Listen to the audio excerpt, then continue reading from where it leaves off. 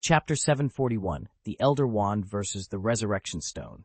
The target area has been reached. Report, encountered a sea vortex, requesting standby orders. Stand by. Wait until the vortex subsides. Malfoy found himself in an awkward embrace.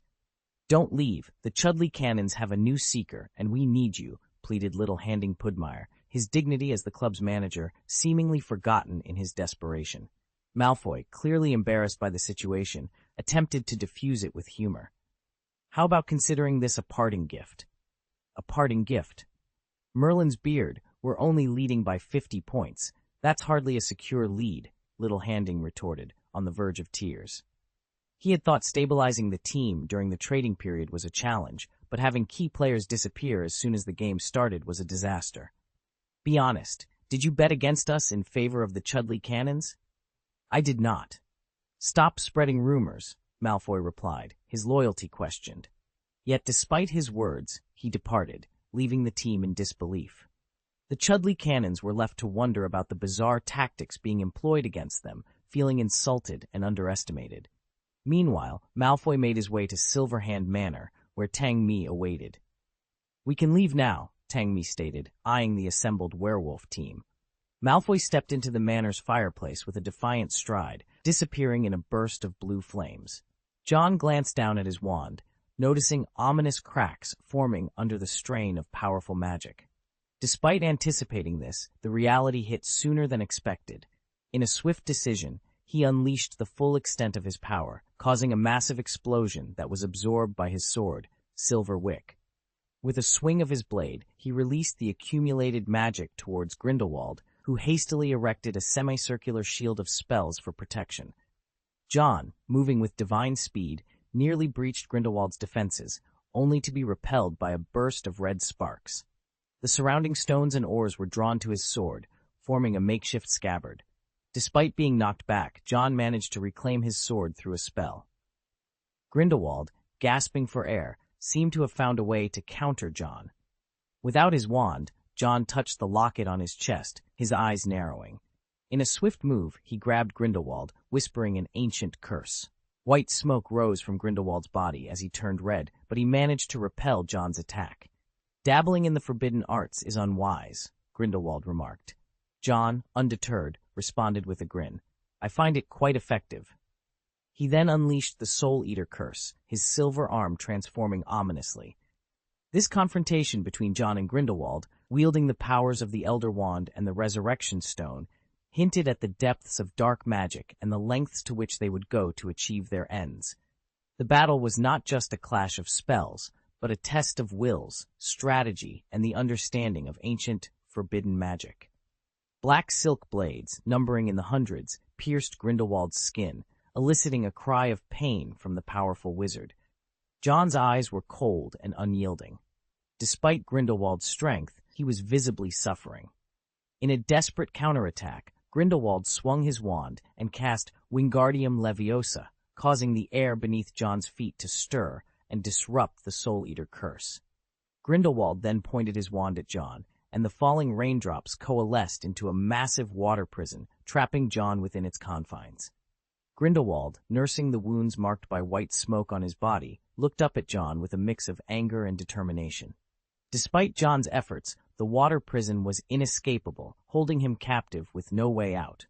The Sword of Silver Wick is coming, John declared, extending his left hand. The sealed Silver Wick sword swiftly flew towards the water prison. With a flick of his fingers, John redirected the sword towards Grindelwald. The sword, now a missile, struck Grindelwald's chest, causing the water prison to lose its form. John clenched his right fist, and the prison shattered under a blinding white light as if sliced by countless sharp blades. Upon landing, John summoned the 5 super magic crystals on his glove, which glowed with a purple light, creating a powerful magic that hurled all nearby stones at Grindelwald, wrapping him into a massive sphere. John approached the sphere, picking up the Sword of Silver Wick from the ground. His left hand, covered in black dragon scales, gripped the sealed scabbard, which trembled and shattered under his increasing strength. He shook the sword, freeing it from the remaining debris. Kneel before me, Gellert, John commanded, standing before the immobilized sphere, sword raised. Then, perhaps, I might spare your life." Receiving no response, John's eyebrows raised in anticipation. Silence? I'll take that as a refusal. The blade ignited, and with a swift motion, John touched the sphere with the fiery sword. Instantly, the sphere blazed like the sun, golden flames enveloping it. The intense heat caused the sphere to crack, reminiscent of a chick breaking free from its eggshell. In a shocking turn, John found himself staring down at a short silver blade piercing his heart. A mouthful of black blood escaped his lips, followed by a flash of green light that enveloped him completely. "Daphne?"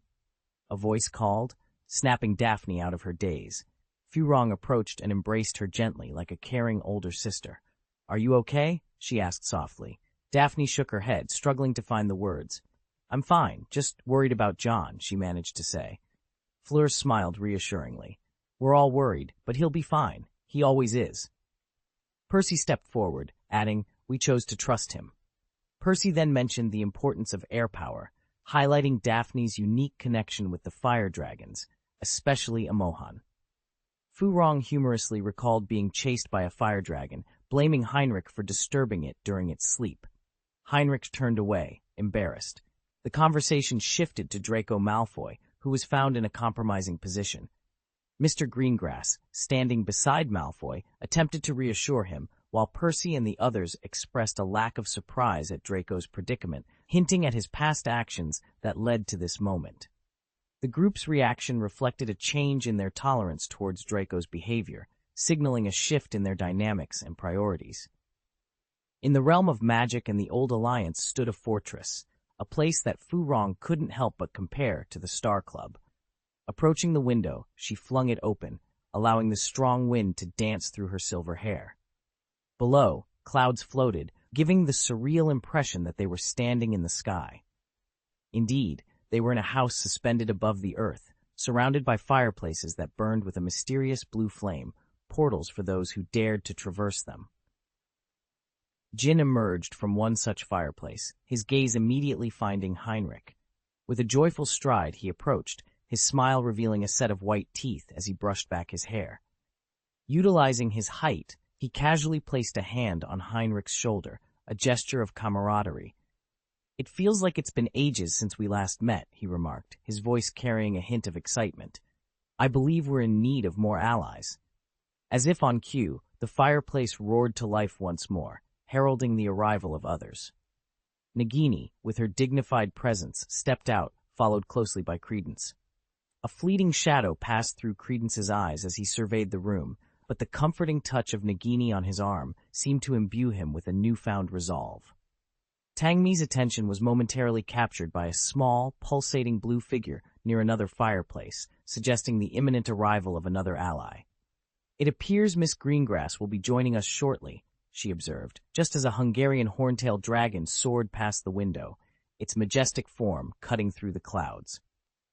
Daphne, acknowledged Ging Tangmi's statement with a nod, turned her gaze towards the horizon, where the dragon disappeared into the distance. The gathering of such diverse and powerful individuals in this sky-high fortress hinted at the gravity of their purpose, a mission that would require every ounce of their combined strength and cunning. Chapter 742, The Final Confrontation with Grindelwald. A green light flashed and John's body turned a lifeless gray, his pupils dilated in the moment before his fall. Grindelwald, with his wand lowered, watched John collapse, his emotions a complex tapestry of satisfaction and regret. "It looks painful, doesn't it?" Suddenly, John's voice came from beside Grindelwald, his form translucent and ghostly. "How does it feel to have killed me?" he asked, stepping closer to Grindelwald with each word. Grindelwald, taken aback, could only stare. "How did you manage this?" he asked, bewildered. "I'm dead," John stated simply, pointing towards Grindelwald's left hand. Opening his hand, Grindelwald found the black resurrection stone lying there. "You saw me," John's voice grew colder. "Now tell me, how does it feel to have killed me?" "It's a mix of horror and elation," Grindelwald admitted, his feelings conflicted. "And who is your next target?" John inquired, his expression darkening. "Kill Dumbledore and take the invisibility cloak from him. He's the master of death, isn't he?" Grindelwald's voice echoed with ambition, but he took a step back as he glanced between the resurrection stone in his hand and the elder wand. The Deathly Hallows. You already possess the second, Grindelwald mused, then looked up sharply. This is an illusion, isn't it? You're right, John's voice sounded, now with a hint of amusement. Before Grindelwald's eyes, the illusion began to collapse, revealing that John's body was unharmed. This spell is still experimental, John remarked as the surroundings returned to normal. Grindelwald, realizing he had been tricked, unleashed a powerful magic burst, emerging like a golden eagle breaking free from its shell. John, observing from a distance, was not surprised. It seems you've broken my spell, he noted, as Slytherin's locket opened and the resurrection stone floated in the air. You should have embraced the painless death I offered, John sighed. That's a pity, Grindelwald responded, nursing his injuries from the illusion's collapse. Holding the sword of silver Wick, John asked, What do you see? You, dying by my hand, Grindelwald replied gravely. That's unexpected, John remarked. Is that your regret? He explained that the magic was designed to immerse one in their deepest regrets, expecting Grindelwald's to be from a different time. Then, let's begin the third round, John declared, his sword ready. I assure you, your regret won't come to pass. That remains to be seen, Grindelwald countered, eyeing the resurrection stone. Is this how you use it? Would you rather I create specters? John retorted. The third round commenced with John summoning 3 golden flame dragons from his sword, which circled him menacingly. Grindelwald responded with a shield of blue flames, summoning a fire beast to confront the dragons. As the battle raged, with fire dragons clashing against the fire beast, Grindelwald unleashed streams of magic towards John, who danced through them, his sword deflecting each attack with grace. Suddenly, John vanished, reappearing above Grindelwald to strike, but Grindelwald also disappeared in the nick of time. Reappearing, Grindelwald barely had a moment before John, with golden flames at his lips, unleashed a dragon's breath that evaporated the rain and scorched the earth. John then activated a spell that prevented apparition, trapping them both in the battlefield. Charging at Grindelwald, John's sword pierced through the layers of protective spells until it touched Grindelwald's bronze shield. The final clash was imminent, and the air crackled with the intensity of their magic. John executed a banishing spell with a swift motion, raising his hand to seize the magic and compress it. The magic erupted in a burst of energy. At some point, the silver glove had shifted to his left hand. Clenching his fist, the super magic crystal emitted a purple glow, channeling its power into the Philosopher's Stone. With a forceful punch, John shattered the bronze scythe, held before him. Seizing the moment, Grindelwald unleashed a spell that sent 10,000 bullet-like fragments hurtling towards John. A protective layer of scales covered John's body, deflecting the fragments effortlessly. With a powerful beat of his wings, he sent Grindelwald tumbling backward. Another flap propelled John into the air, closing the distance between him and Grindelwald. He thrust his sword downward, and although Grindelwald narrowly dodged, the blade still found its mark in his abdomen. Despite the wound, Grindelwald's resolve to fight remained unshaken. In the midst of their 3-on-3 battle, Dragon's Breath clashed with blue fire, resulting in a massive explosion that rocked the island. A chasm-like gap appeared between the two combatants. Grindelwald, seizing the opportunity, waved his wand furiously, wrapping John in flames. However, the fire could not harm him. His body, covered in scales, was impervious. With a flap of his wings, John dispersed the flames. "You're becoming less and less human, John," Grindelwald observed, his curiosity piqued. "I'm curious how you became like this." "Magic, animagus," John replied, raising his left hand nonchalantly. "Take your pick." "You have always possessed enviable abilities," Grindelwald acknowledged, raising his wand in challenge. John opened his left hand, revealing his wand, which bore the glowing symbol of the Ouroboros. It gradually repaired itself in his grasp. "You should know, I still have plenty of tricks up my sleeve," John stated, his voice deep and unwavering. Grindelwald, touching the short silver blade with his left hand, responded, "Then come on." Avada Kedavra, Grindelwald cast, the green light mingling with silver as it collided with the white light emanating from John's wand. In the next instant, a short silver blade materialized within the magic, flying straight towards John's heart. As it neared, Time seemed to slow in John's perception. The blade halted just before piercing his heart, allowing John to grasp and hurl it back at Grindelwald. The blade pierced Grindelwald's heart, halting his magic abruptly. A red light struck Grindelwald, disarming him as the Elder Wand traced circles in the air before gently descending. Just before it could touch the ground, John caught it. Holding the Elder Wand, John could sense its greedy call. As the victor, he approached Grindelwald, who lay in a pool of blood, attempting to prop himself up. John pointed his sword at Grindelwald's chin, the tip gleaming menacingly. "You're going to die, Grindelwald," John declared, his face marked with black lines that faded with each breath. Grindelwald, smiling weakly, countered, "No, we are going to die." John's intuition, honed by countless battles, screamed a warning. He looked up just in time to see a missile, its tail ablaze, plummeting towards them. Chapter 743, The Holy Fire That Couldn't Shake the Dragon King. Astoria Greengrass sat in the library, her quill dancing lightly over a piece of parchment as she sketched absent-mindedly. Her concentration was broken when Luna Lovegood, carrying a stack of books, passed by her, only to return and pass by again. It was hard not to notice, especially since Luna was accompanied by a horned snoring beast, an animal almost as large as a cow. Despite its size and the apple juice dribbling down its neck onto a small jar attached to it, Madame Pince, the usually strict librarian, surprisingly ignored its presence. Curious, Astoria called out, "Luna!" She eyed the horned snoring beast, which was hard to miss every time it ambled past. Luna, seemingly in a daze, blinked and greeted her. "Hey, Astoria!" "What are you doing?" Astoria inquired, nodding towards the book in Luna's arms. "And what book is that?" Luna, with a drawn-out hum, pondered for a moment before replying, "I'm trying to find out if the Star Society will appear." Astoria hadn't visited the Star Society in a while. With Draco Malfoy temporarily out of reach, she found herself with free time. The idea of joining Luna in search of the elusive Star Society, which now roamed the school freely, was appealing. Without the need for a Star Society badge, finding the club had become a challenge. Luna invited Astoria to sit on the back of the horned, snoring beast. Initially protesting the added weight with a moue of discontent, the creature soon acquiesced. The sight of two beautiful girls riding a strange beast drew curious glances from passing students. Astoria felt a twinge of embarrassment, but Luna seemed unfazed. The beast's back was surprisingly comfortable, smoothing out even the jolts of climbing stairs. As they passed through the corridors, Sir Cadogan, depicted in a portrait, clamored to confront the big monster Snork, much to the creature's annoyance. They made their way to the 4th floor, to the original site of the Star Society. Why is there no one here?" Luna blinked in confusion as they approached the open door of the administrator's office. "Dumbledore isn't here," Astoria observed, equally puzzled.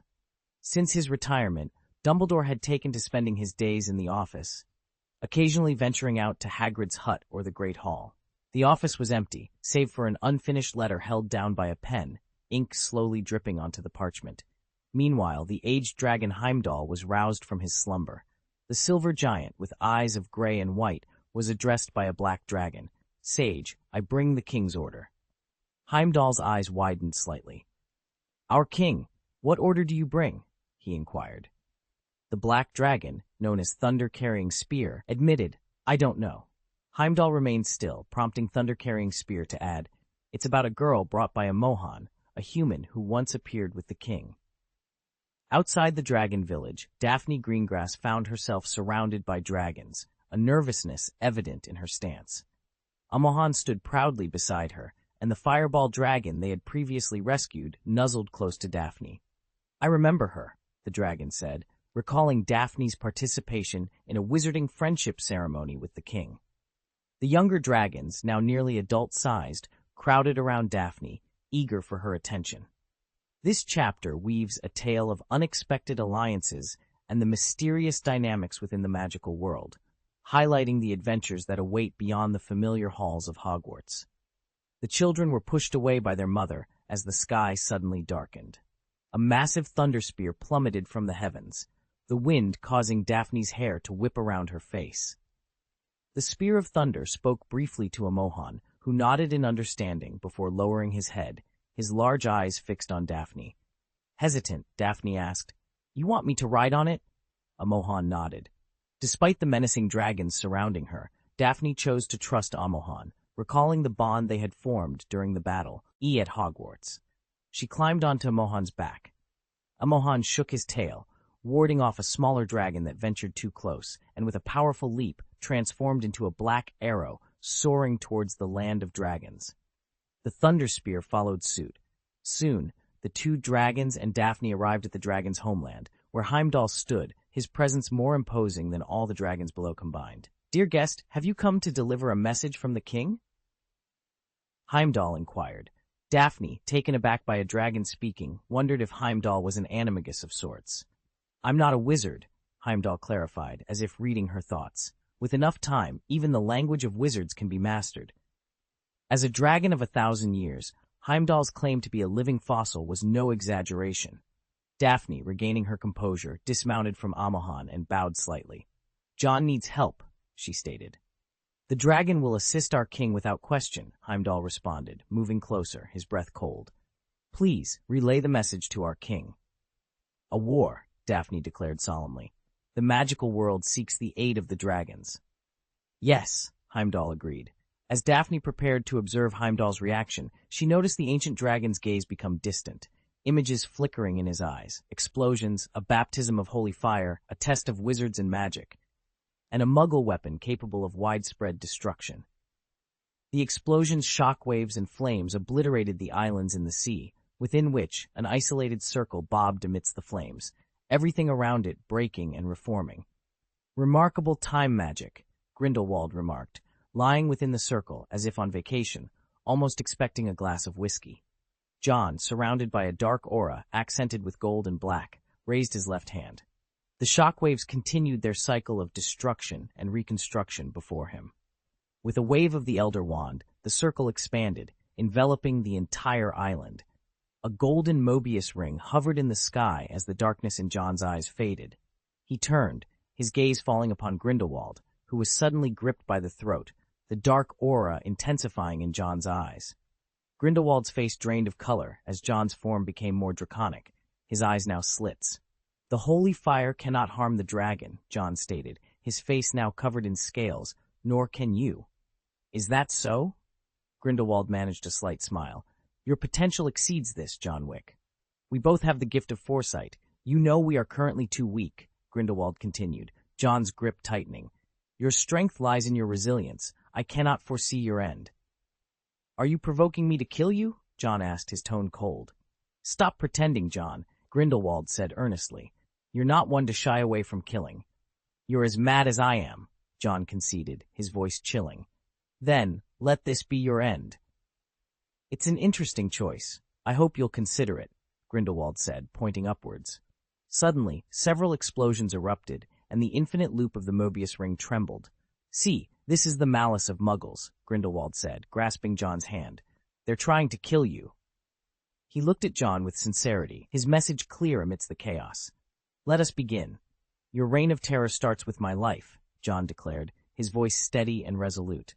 "Let magic be known to the entire world, for you possess the power to make it so." Raising his right hand, John summoned the silver-wick sword into his grasp from thin air.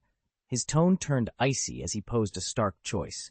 "Do you wish for me to be the executioner, or shall we perish together?" Grindelwald, with a sigh, acknowledged John's unflappable demeanor. "You remain as composed as ever." He then added, with a hint of regret, "Yet, mere defense will never showcase the true majesty of magic." As Grindelwald's words faded, the Mobius ring began to spin, activating a spell with a time constraint. John looked skyward, noticing the resurgence of flickering flames descending towards them. This time, however, John's form began to ascend, his transformation breathtaking. Golden wings unfurled majestically, while his body was adorned with resplendent golden scales. "As I've mentioned before, the sacred fire cannot deter a dragon," John proclaimed. With a powerful flap of his wings, he soared into the heavens. A golden flame ignited within his chest, and with a mighty exhale of dragon's breath, he traversed the ocean, disintegrating an incoming missile in the process. Circling back, his gaze penetrated the dark waters, locating a submarine concealed beneath the waves. Grindelwald watched the magnificent dragon, awestruck. Amidst the chaos of the explosion's aftermath, he spread his arms wide and shouted into the storm, "You were always meant to be king, John." The scene painted a picture of two powerful forces at a crossroads, with John's transformation into a dragon symbolizing a pivotal moment in their confrontation. Grindelwald's acknowledgement of John's potential and inherent nobility underscored the complex dynamics at play, hinting at a deeper history and a possible future where magic could be revered or feared, depending on the path John chose to follow. Chapter 744, Kneel Before Me, Dumbledore. The golden dragon soared through the skies, its body spanning over 100 feet, presenting a monstrous sight. Below, soldiers operating a submarine noticed a red dot approaching rapidly on their radar. "Sir," one of them called out urgently. The officer in charge hastened over, his expression grave. He grabbed the communicator and reported, "This is the Gust. An unidentified object is approaching at high speed, requesting permission to engage." "Permission granted," came the swift reply. Without hesitation, the officer ordered an attack on the unidentified entity. Despite being aboard humanity's most formidable weapon carrier, the crew felt an inexplicable unease as the object drew closer. Just seconds after issuing the command, one crew member, wiping sweat from his forehead, remarked, "It's so hot in here." Indeed, it was unusually warm, even deep underwater in a submarine that maintained a constant temperature year-round. "Check the central temperature control system," the officer instructed. "Sir, I believe I know the cause," another soldier said with difficulty as the red dot on the radar reached their position. The officer saw the image relayed back to them, removed his hat, and looked around at his comrades. "Gentlemen, it has been an honor serving with you." The soldiers stood, understanding the gravity of the situation. Death was imminent. A golden flame penetrated the submarine, turning it into a massive oven as the dragon's fiery breath ignited the sea above. This flame, more ferocious than fiendfire, could not be extinguished, forcing even the seawater to retreat. Marine life within 100 miles vanished, sensing the dominance of a superior being. John, having transformed from the dragon, discarded the submarine wreckage onto an island. He landed and resumed his human form.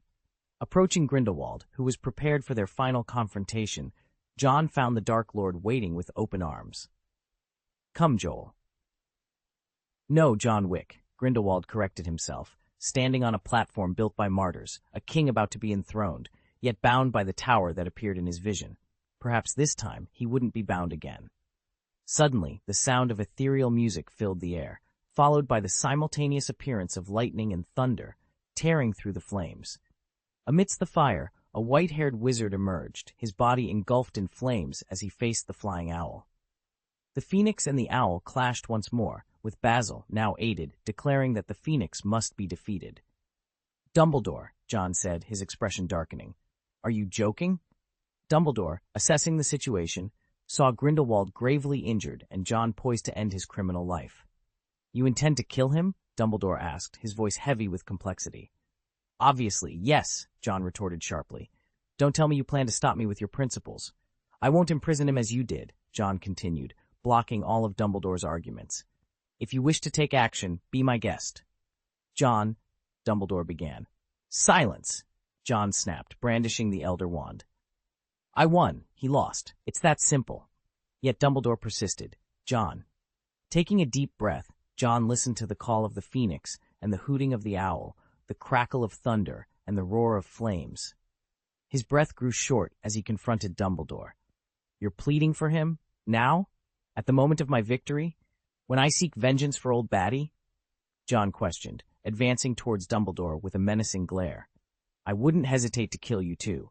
Dumbledore recognized the dangerous volatility in John's emotions, akin to a ticking bomb ready to explode.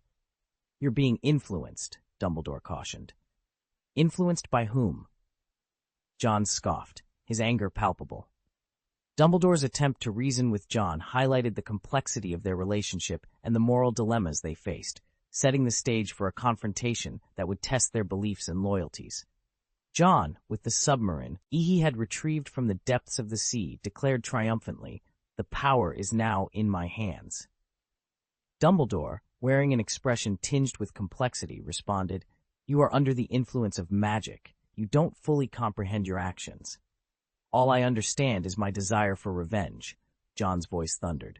While you evade responsibility, I'm the one confronting it head-on. When Bhutan was under siege, I was there, missing the chance to bid farewell to my friend for the last time.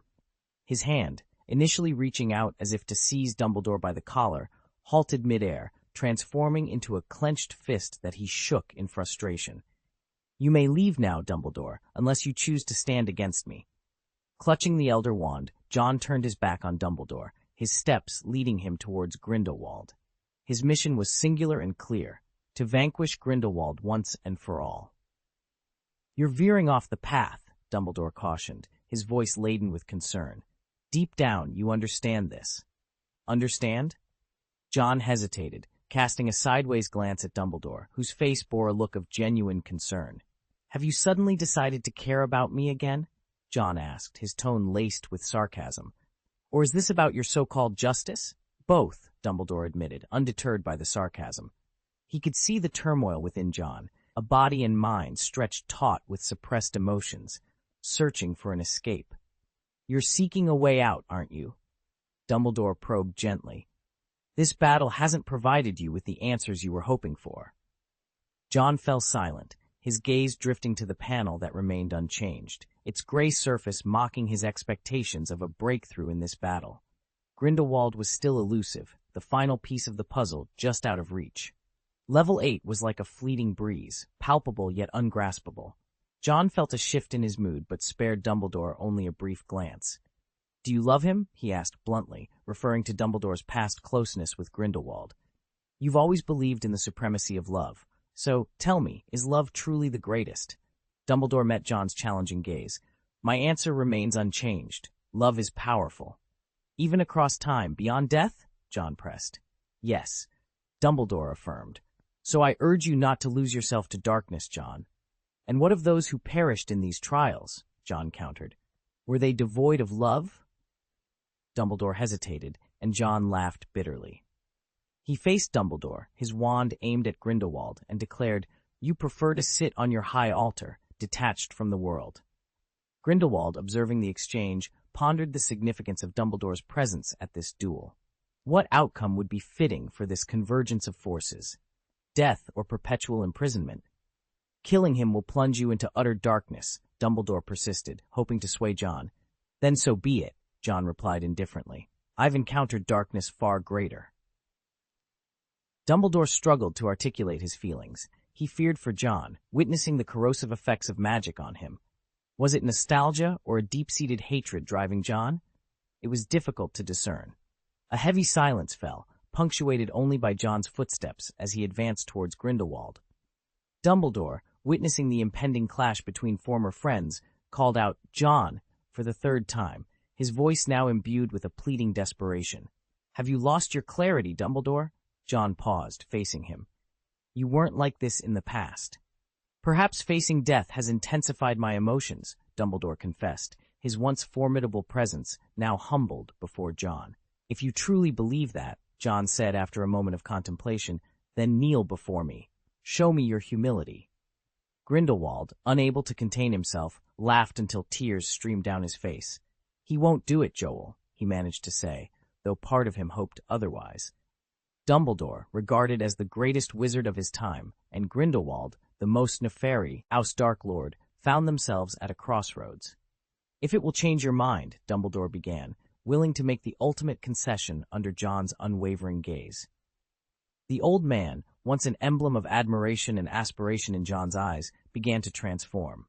In the mirror of Erised, he saw himself adorned with honor and power, surrounded by food and friends, reigning as the White Lord, the successor to Dumbledore. However, in a moment of revelation, John witnessed the crumbling of an idolized giant. Dumbledore, the figure of strength and wisdom he had revered, was on the verge of kneeling, a sight that darkened John's expression. Raising the Elder Wand, John unleashed a red light that sent Dumbledore flying uncontrollably. You have disappointed me, Dumbledore. John's voice was a growl, marking the death of the old man he had once held in his mind, a beacon of kindness, strength, and wisdom. As the Elder Wand was lowered slowly, John's gaze followed Dumbledore, who had been struck by a banishing curse. Remarkably, the curse caused him no physical harm. The pedestal has crumbled, John declared, his eyes reflecting a weary flash. You are no longer a deity. A god may bleed, signaling his mortality, yet he remains a god. But a god that kneels has utterly fallen, descending from the divine to the realm of mortals. This moment marked a profound shift in John's perception of Dumbledore. The realization that even the most revered figures could falter and lose their stature was a bitter pill to swallow. It was a turning point, signifying the end of blind adoration and the beginning of a new, more complex understanding of heroism and authority. Chapter 745, The Heart of Greed. Greed is a trait inherent in everyone, yet some choose to conceal it beneath a veneer of righteousness. This concealment doesn't mean it vanishes, it merely hides behind the guise of justice, for greed and saintly justice cannot coexist.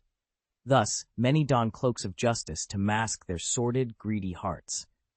This is particularly true for the leaders of the Lighthouse Nation, who, despite their well-known reputation, strive to maintain an image of integrity and greatness. They boast of their contributions, conveniently ignoring the harm they've inflicted on others. The latest troubling news involves a submarine, equipped with offensive weaponry, that has vanished in the Atlantic Ocean. This submarine had been dispatched on an aggressive mission. In a well-appointed room, a group of men in suits and leather shoes casually discussed the incident, seeing not a loss but an opportunity for immense wealth. I think we're underestimating something, a gray-haired man comments, his demeanor relaxed as if the disappearance of a submarine was a minor inconvenience. But we have our reasons, don't we? His words elicit laughter from the others. We need to maintain world peace, another chimes in. And the key that can activate 5 nuclear bombs has been stolen by some shadowy figures, a man adds, feigning concern. This is quite worrying. Yes, we seek safety, don't we? Another agrees. They were the ones who threatened us first. Our negotiations have yet to be resolved.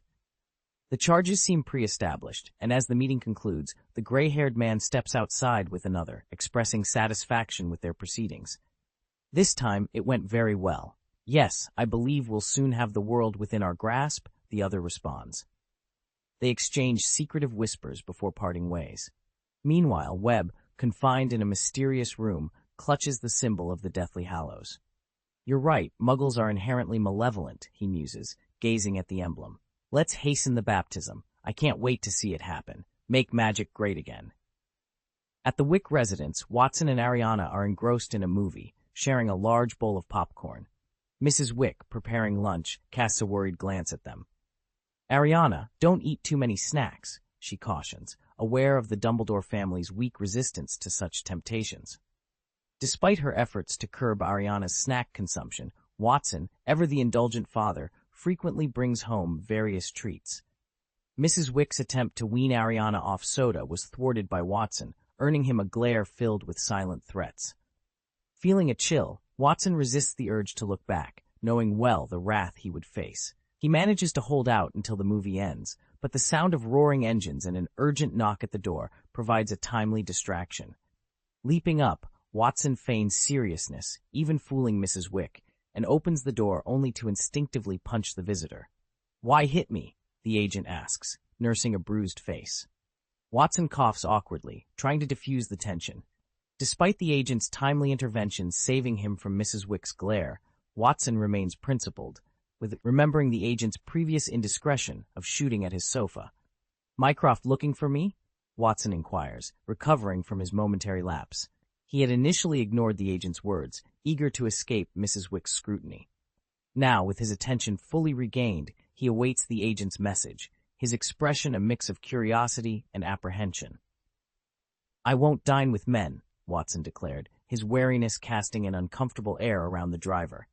If not for the knowledge that Watson hailed from a lineage intertwined with dragons, one might be easily deceived by his seemingly innocuous demeanor. Left with no alternative, the agent reluctantly informed him, "There's an urgent matter requiring your attention." Watson pondered. Could it truly be a matter of such gravity that even Macaulay felt compelled to intervene, signaling a potential crisis for Britain? As these thoughts swirled in his mind, he noticed the car's color subtly shifting and the scenery outside the windows darkening ominously. Upon exiting the vehicle, Watson was immediately struck by the palpable tension in the air. "Watson," Mycroft hurried over, his expression grave. "What is your son up to?" "My son," Watson replied, feigning ignorance. "Enough with the games." Mycroft was in no mood for evasion.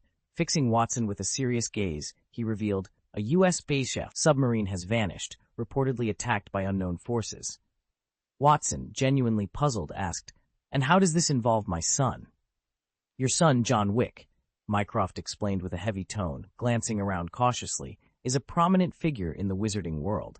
This incident is being interpreted as an act of aggression by wizards against us.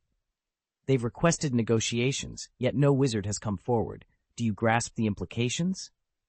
Mycroft's voice grew more intense. "War is on the horizon. If your son and his associates fail to demonstrate genuine intent for peace, it could ignite a major conflict."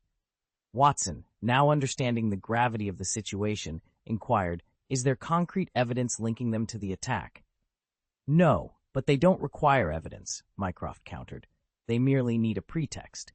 "Why the concern, then?" Watson asked, puzzled by Mycroft's uncharacteristic focus on wizarding affairs. Mycroft sighed, momentarily at a loss. "Your son is in possession of at least 5 nuclear bombs, one of which was discovered in London. This revelation could plunge the world into turmoil." Watson needed a moment to process this shocking information. "Are you saying my son controls at least 5 nuclear bombs?" "At the very least," Mycroft confirmed. "And there's uncertainty regarding how many more the U.S. might have lost." After absorbing this, Watson felt a mix of disbelief and despair. "When will the burdens of our family legacy shift?" he wondered aloud. "I've been unable to reach your son," Mycroft admitted. "However, the most viable path to peace involves him engaging in talks with the United States. If it doesn't concern the UK directly, I'd rather not get involved. But the situation is dire. The US has alerted other nations, and the refusal of wizards to negotiate sends a perilous message. If war breaks out, we'll need to expedite our contingency plans. Given the current gap in understanding of wizarding capabilities, we're at a disadvantage." The hope now rested on Watson, known in certain circles as the Underground President, to establish contact with Wick, who could act as a liaison for the magical community in these critical times. Meanwhile, in the wizarding world, unrest was brewing among some goblins. Upon hearing the news, Griffook, alarmed, sought to rally his fellow goblins. Historically, goblins enjoyed a prestigious status within their society, but recent changes had relegated them to menial tasks such as coin minting in factories, a far cry from their esteemed positions as craftsmen and bankers. Griffook, adhering to the goblin creed that the creator of an item retains ownership, had once even petitioned for the creation of a sword from Gryffindor. Gringotts, the goblin-run bank, had traditionally facilitated the exchange of Muggle currency for wizarding money. Although most of the Muggle currency was seized, occasional transactions still required its use. The goblins, despite their disdain for Muggles, saw an opportunity in the current chaos to elevate their status. Griffook, who had strategically placed an undercover agent, was poised to act on this ambition. Griffook prepared himself for a candid discussion with the goblins who harbored such rebellious thoughts. Upon his arrival, he was met with a cold reception. The goblins were reluctant to acknowledge their vulnerabilities, preferring instead to shift all blame onto Griffook. Yet, Griffook faced them with a smile, undeterred by their hostility. As the meeting concluded, Griffook was the last to leave the room, the weight of the conversation heavy on his shoulders. Stepping out, he took a deep breath, his eyes reddened by emotion. He whispered to himself, "They're leading the goblins to ruin. I cannot stand idly by and let this happen." The fear of the young king loomed large in his heart, a fear more profound than any other he had known. Griffook's determination was palpable. He understood the gravity of the situation and the potential consequences of inaction. The thought of his people being led astray and into danger filled him with a resolve to protect them, no matter the cost. Griffook knew the road ahead would be fraught with challenges, but the fear of their young adversary only fueled his determination to safeguard the future of the goblins. Chapter 746, The Crisis in the Muggle and Wizarding Worlds. At the International Federation of Wizards, the atmosphere was tense. Notably absent were John and Percy, leaving the room filled with a sense of urgency. "We must negotiate with him as soon as possible," the Bulgarian Minister of Magic insisted, his voice echoing with frustration. He couldn't fathom why the Magic Congress of America had delayed addressing such a critical issue. From the assassination incident to the present, the wizarding world had failed to provide a satisfactory explanation for the events unfolding in the United States. The Magic Congress of America, however, was caught in a bind. Unable to disclose the complexities behind their delay, orders from the king had postponed their actions. Yet, a new, more pressing crisis had emerged, compelling them to act. The wizarding world was at a crossroads, with high-ranking officials from the Ministry of Magic deeply alarmed by the destructive capabilities of Muggles. The consensus was clear. Making enemies of the Muggles was a path they wished to avoid, with few exceptions. "We don't need to provide an explanation," declared Gresham, the German Minister of Magic, his voice resonating with authority. "On the contrary, it is they who owe us an explanation." "Are you out of your mind?" the Bulgarian minister retorted, disbelief and anger lacing his words. He reminded Gresham of the catastrophic events in Bhutan and Poland, where wizards had perished and a wizarding settlement was obliterated. His voice grew louder, as if volume could bolster his argument. Unexpectedly, Charles Rowland, a minister known more for his social graces than his political stances, sided with Gresham. "We must not show weakness to the Muggles," Rowland stated, capturing the attention of those present. He argued that displaying vulnerability would only embolden the Muggles, leading to endless compromises and threats. "We must make it clear that wizards will not be easily intimidated." The room was divided, but Ozzy Hurd, representing Percy, supported the stance of showing Mugglekind the strength of wizards. "Compromise cannot be exchanged for respect," he affirmed. "You are all mad," the Bulgarian minister exclaimed, despairing at the direction the discussion had taken. "This is madness, endangering the entire magical world." It was then that Cecilia, a revered figure within the wizarding community, known for his wisdom and experience, spoke up. His voice, surprisingly strong for his age, cut through the tension. "If the Muggles seek war, we must be prepared to fight," he declared, leaving the room in a stunned silence. The Bulgarian minister felt isolated, his plea for caution seemingly falling on deaf ears. The representative from the Neon Ministry of Magic, the youngest in the room, voiced his support for the impending conflict, his accented English taking on a serious tone. As the vote was cast, the majority sided with preparing for war, leaving only a few dissenters.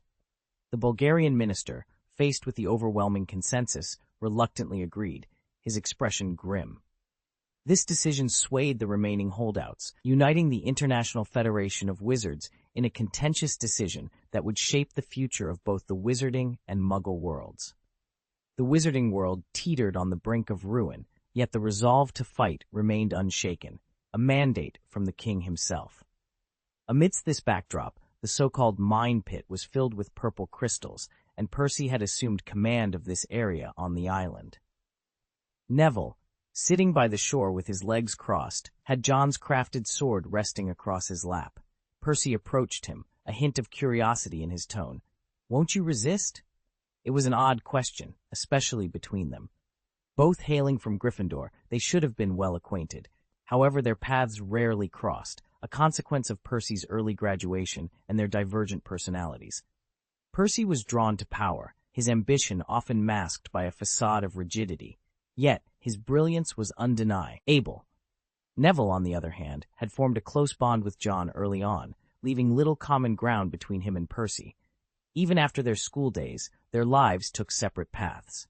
"I don't like war," Neville confessed, the sea breeze caressing his face as he gazed towards the horizon. "But war isn't just about killing. It's about protecting as well." "You stand apart from us," Percy observed. "Your membership in the Stars Club was motivated by friendship." Indeed, among all the wizards, Neville's resemblance to John was uncanny, both in their mastery of swordsmanship and their willingness to sacrifice for friends. "Wizards must triumph in this battle," Percy declared with gravity. "Only by inflicting pain on Muggles will they cease their blatant assaults on us. Should you fail, promise me." Percy's solemn tone broke into laughter. "Not to claim my first sacrifice." Neville joined in the laughter, replying, "Stop! You won't be taking mine either. Their conversation was interrupted by a black dot in the sky, rapidly approaching. Malfoy, with his characteristic arrogance, landed his firebolt in front of them. Make way for my young master. Let me show you how inconsequential those Muggle planes are. Both Percy and Neville exchanged a silent look of annoyance at Malfoy's boastful demeanor, the first likely sacrifice in their minds. Meanwhile, the Weasley twins set off a firework, their laughter piercing the air, while Heinrich watched them with a sense of foreboding. The once unconditional trust had now morphed into boundless suspicion. John had strived to avoid becoming Dumbledore's adversary, yet he couldn't fully escape this fate. Perhaps it was a wizard's obsession, as he too sought approval from Slytherins, among others. But now that dream had shattered. John's emotions were a tumultuous mix, dominated by anger. You will kneel before him, he told Grindelwald, his voice cold. The greatest wizard, ready to betray everything he stood for, all for you. Grindelwald's feelings were equally complex, bound by something even stronger than a blood pact, as he had once confided in Dumbledore. You owe me a duel, a life, John stated emotionlessly to Dumbledore. An equivalent exchange, you must pay the same price. What was the cost of a life? Another life, equally potent. Dumbledore, the formidable wizard, was the price for that unfulfilled duel. John offered Dumbledore his final respects. I will slay a god under the watchful eyes of all. Chapter 747, The Seeds of Grindelwald. The war begins. In the grandeur of a magnificent white palace, its 5 towering spires stood like sharp swords, constantly projecting the might of a powerful nation. Within its walls, a pivotal decision was about to be made. Should we initiate it? Asked a minister, the one responsible for the commencement of the war. With a smile, he responded, they were the ones who started this war first. And we, he paused, casting a glance at the man beside him, his voice laden with arrogance and disdain for those he deemed uncivilized wizards, are the embodiment of justice. Justice? In the minister's eyes, the magical world was akin to sewer rats, a hidden shame. Holding his position, he was well aware of the wizard's actions.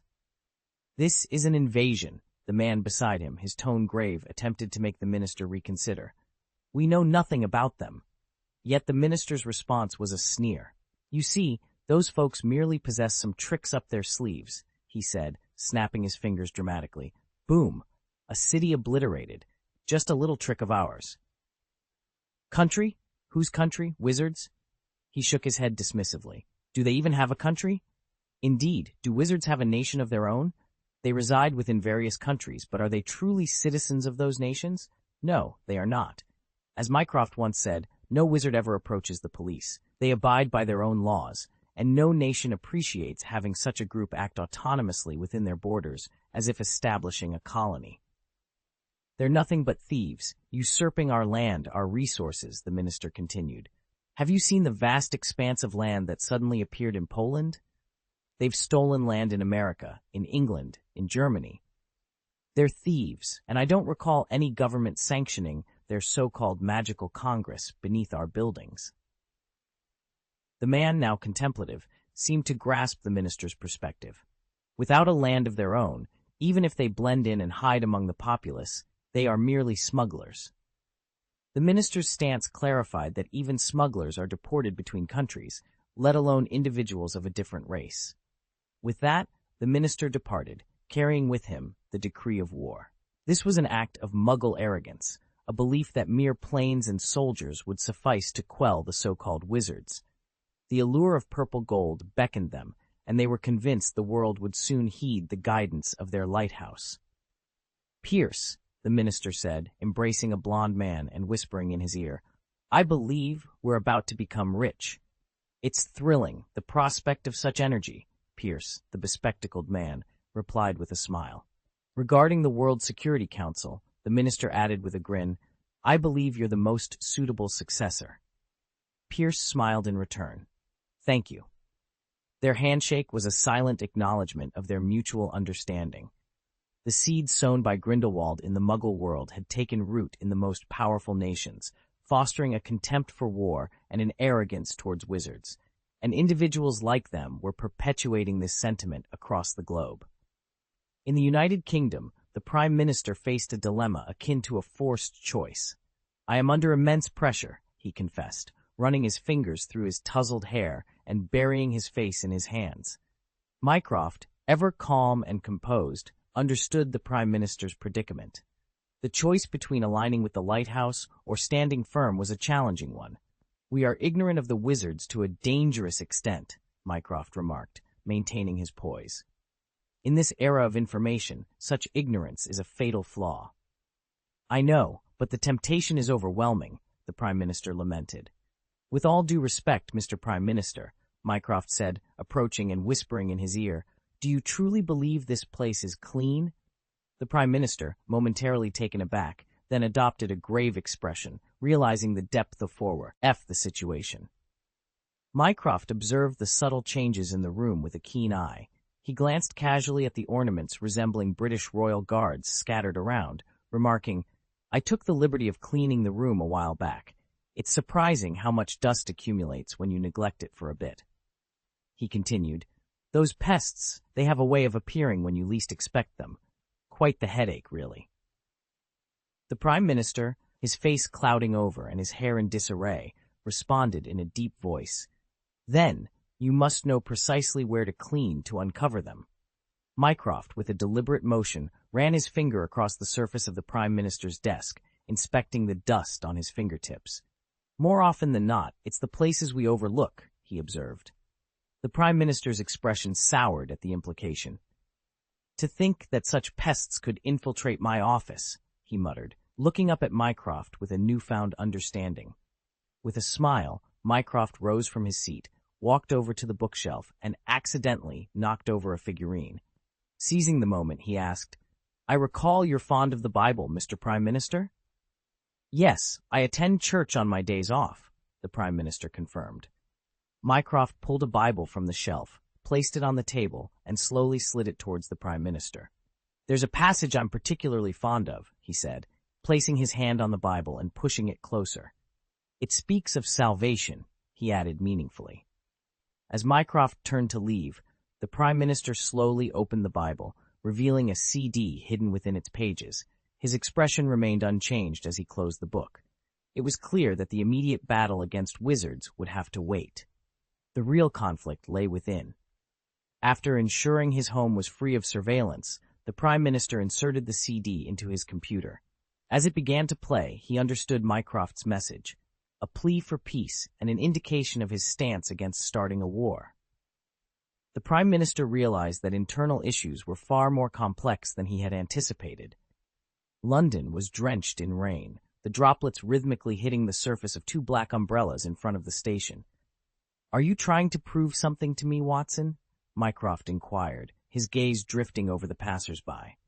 Watson, sipping soda from a bottle, shrugged.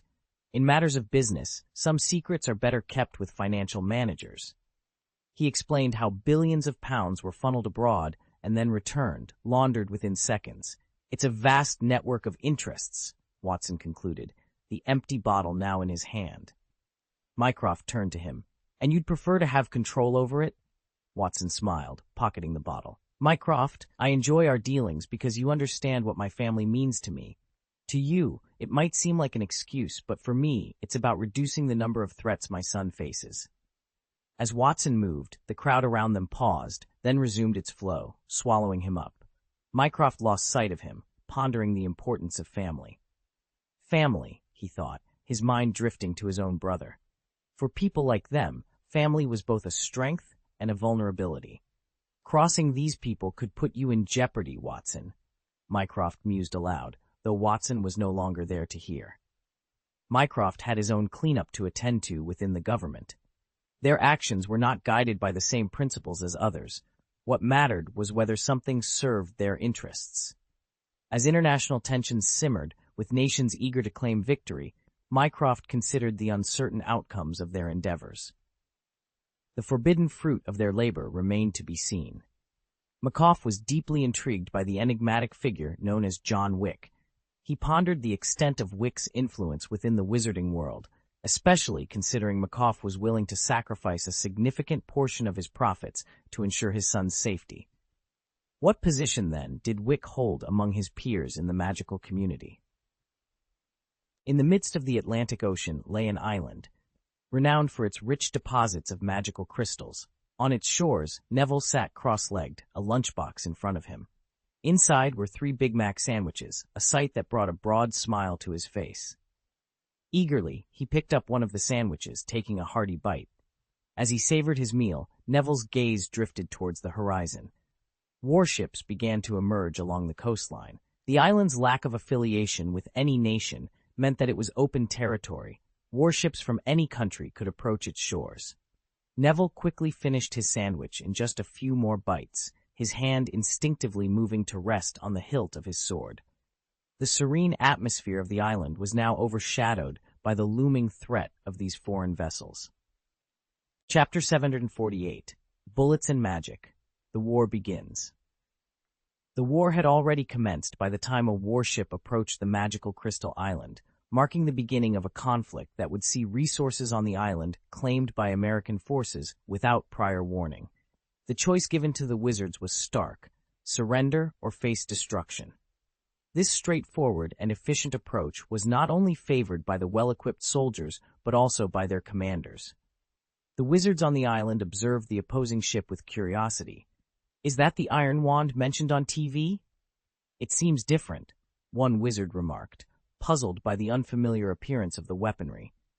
"I don't recall the TV's iron wand being that lengthy," another added. The advent of Magic Power TV had granted wizards a better understanding of the Muggle world, though this knowledge was primarily limited to those residing within the wizarding community. Muggle-born wizards, on the other hand, recognized the weapons for what they were: guns. The sight of the armed forces filled them with a sense of unease. "Should we attempt to negotiate first, or is conflict inevitable?" Cedric pondered, glancing at the numerous sandbags behind him, this time filled with cursed sand. Percy, serving as the commander for this operation, had never led in battle before. Fortunately, his second-in-command, Kim Lettisley, a half-blood wizard with American roots, faced no qualms about engaging in actions reminiscent of those taken by America. "Judging by their stance, it appears they plan to invade the island," Jin deduced, noting their interest in the magic crystal mine and their likely intention to avoid unnecessary destruction. "Does anyone have an estimate of their numbers?" "I'll take a look," Malfoy volunteered, soaring into the sky on his broomstick. After surveying the scene, he reported, "There appear to be 3 warships, with an estimated force of around 2,000 soldiers." The wizards understood that such a significant deployment indicated a thorough understanding of their sparse population and vulnerability. Percy, observing the advancing warship, amplified his voice with a spell. "Sonorous," he intoned, issuing a stern warning. "You have entered Ministry of Magic territory. Please depart immediately." His voice, carried by the wind, reached the warship, only to be met with amusement from its crew. Despite repeating the warning thrice, Percy's efforts were disregarded. Feeling somewhat foolish and ignored, Percy couldn't help but share Cedric's laughter at their predicament. "This might actually be to our advantage," he mused. "Let them land, but they'll soon regret it." As the warship made landfall, Percy's warnings continued to be ignored. "Has everything been documented?" he inquired, turning to Rita Skeeter, who confirmed that the entire sequence of events, from the warship's arrival to the disregard of Percy's warnings, had been captured on both wizarding and Muggle recording devices. The evidence was irrefutable. Percy then signaled Malfoy. "Let them make the first move," he instructed. Malfoy, feeling both praised and slighted by the task, approached the soldiers with a swagger that was unmistakably arrogant. Gavin, the commander of the operation, had never encountered such audacity. "Hey, you," Malfoy taunted, gesturing to a sign marked International Confederation of Wizards. "Can't read?" The soldiers, Percy, and even Gavin were taken aback by Malfoy's boldness.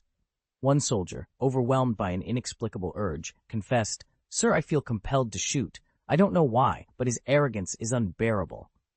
Malfoy's provocative demeanor, combined with his naturally infuriating expression, had indeed set the stage for the inevitable clash.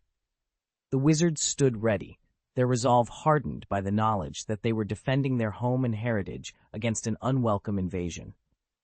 The battle for the magical Crystal Island was about to escalate, with both bullets and magic poised to determine its fate. Hatred and arrogance were palpable in the air, exacerbated by a series of natural movements that collectively made the atmosphere extremely uncomfortable. Gavin, determined to assert his authority, approached Malfoy with a swagger. "Are you the person in charge here?" he demanded. "I officially inform you that this place is now under the control of the U.S. Navy. Given your provocation against our country, we reserve the right to attack." Malfoy regarded Gavin with a look that bordered on disdain. "Then let me formally inform you that your presence here is unwelcome. You have breached the wizarding laws of the International Federation of Wizards, infringing upon the personal and property rights of wizards," Malfoy retorted contemptuously. "And who are you to dictate terms here? Why should we heed your commands?" Gavin's temper flared. "Watch your tone. Your arrogance is insufferable." "Since when is arrogance against the law?" Malfoy sneered, unimpressed. "Does your family's law prohibit arrogance?" It wasn't that Gavin was inherently short-tempered. Malfoy's provocations were simply too aggravating. Observing the well-armed troops, Malfoy mocked, "You call this an invasion force?" Unable to contain his fury, Gavin drew his pistol, aiming it directly at Malfoy's forehead. "One more word, and I'll end you right here." "I wager your gun is empty," Malfoy taunted. Gavin, pushed to his limit by Malfoy's provocations, pulled the trigger. A bullet, accompanied by a spark, flew towards Malfoy. The sound of the gunshot echoed across the island, but the bullet halted abruptly in front of Malfoy, stopped by an iron armor curse. With a smirk, Malfoy drew his wand. "You've initiated this conflict," he declared, before casting a spell that sent Gavin flying with a burst of red light. The battle erupted. Bullets rained down as Malfoy vanished using apparition. Magical light descended from the sky like a storm of swords, presenting a spectacle the soldiers had never witnessed. Those struck by spells found themselves either immobilized or disarmed without explanation. Explosive charms caused havoc, taking down several soldiers. However, the soldiers quickly adapted to the chaos. Their firearms, capable of rapid fire and causing explosions, proved effective. Grenades launched towards the wizards were met with the iron armor curse, which, although momentarily effective, was overwhelmed by the sheer force of the explosions. "Iron armor curse!" Jin commanded, leading a team of 10 in a synchronized defense. The curse repelled the incoming bullets, while layers of magical shields were conjured for additional protection. The Muggles escalated their assault, deploying heavier weaponry that tested the limits of the wizards' defenses. "Muggle weapons are indeed formidable," Malfoy admitted to himself, astonished by the power they wielded. "Defense group, hold your positions," Percy directed, organizing the island's defenses. The relentless Muggle assault tested even the iron armor curse, which faltered under the continuous barrage. A wizard, injured by gunfire, was quickly healed with a recovery spell. The battle intensified as the Muggles breached the island's defenses. Cedric, seizing the moment, unleashed the cursed sands. The enchanted sand transformed into countless duplicates of Cedric, bewildering the Muggles whose bullets proved ineffective against these sand constructs. This diversion allowed the wizards to launch a counterattack, escalating the casualties on both sides. Though not all wizards could wield the killing curse, the explosive curse proved devastatingly effective. Suddenly, a massive, fiery horse materialized, incinerating soldiers in its path. Bullets were useless against this conjured beast, highlighting the stark contrast between magic and Muggle weaponry. Standing resolutely in front of his troops, Percy declared, "This path is impassable." Suddenly, what appeared to be a bird soaring high in the sky turned out to be a sharp stone, which, upon impact, caused a soldier's head to bleed profusely. As the situation escalated, more stones were hurled through the air. From a vantage point, Fleur, accompanied by a dozen wizards, orchestrated a counterattack. With a commanding wave of her wand, she invoked a pugno and summoned a barrage of spells. Meanwhile, more than 20 broomsticks sliced through the sky, led by Malfoy, a figure of authority among them. The wizards, with precise movements, unleashed a variety of spells that rained down upon their adversaries. "Prepare for a blast spell," Malfoy commanded, his wand orchestrating the chaos. "Blasting curse." The synchronized casting of 20 wizards unleashed a formidable force, resulting in a series of explosive spells that erupted with devastating effect. These wizards, proficient in level 5 explosive spells, demonstrated their formidable combined strength, leaving Malfoy with a sinister laugh of satisfaction. The agility afforded by broomsticks was unparalleled, even by Muggle standards. A squadron of wizards, adept in aerial maneuvers, skillfully evaded the spells they themselves had cast, ensuring their safety amidst the chaos. However, despite the apparent turn of the tide, Percy's spirits remained dampened. After successfully deflecting incoming spells with the Iron Armor Curse, he was met with dire news. The ocean, once calm, was now a scene of escalating conflict. Warships maneuvered into position, and the sky was streaked with fighter jets. A missile, swift and unyielding, breached the protective barrier they had erected, causing a violent explosion that tore a gap through their defenses. The situation was dire, and the stakes were higher than ever. As the battle raged on, the wizards knew they were not just fighting for victory, but for survival itself. Chapter 749, The Greengrass Undersea Fleet. Muggles have always possessed significant destructive capabilities, whether in the era of melee weapons or in the age of firearms. When wizards decided to conceal their world, their concerns extended beyond the potential harm Muggles could inflict upon them. They also feared for the magical creatures that suffered at the hands of Muggles. Consequently, the wizards of that time cast protective spells on these magical beings, which had once left their mark in Muggle legends.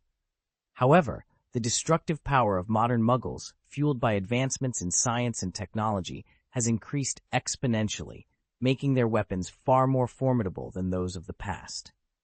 Missiles, in particular, have become a stark wake-up call for the wizarding world, as the tragedy in Bhutan has shown. Such weapons could easily obliterate them. "Fix the breach," Percy commanded, his voice gruff with urgency. The defense team hurried to repair the damage as soldiers armed with guns spotted them. Their weapons were quickly disarmed, but the bullets rained down like a relentless storm. The amulets worn by the wizards detected the malice and exploded, forming protective barriers around them. Despite this, the soldiers kept advancing, and the bullets continued to pour, claiming the life of a wizard in the defensive group. The situation worsened as more wizards found themselves in peril. In the distance, the approaching fleet opened fire, leaving deep marks on the already battered protective shield. Percy's face fell as the fleet's guns turned, all aiming in their direction. Thankfully, these were not ordinary guns, and the presence of their own people on the island restrained the attackers somewhat. However, as the enemy numbers grew, Percy resorted to transfiguration to counter the assault. He conjured a wall from the ground, which was immediately pockmarked by bullets. When the enemy switched to grenades, the wall was engulfed in black smoke.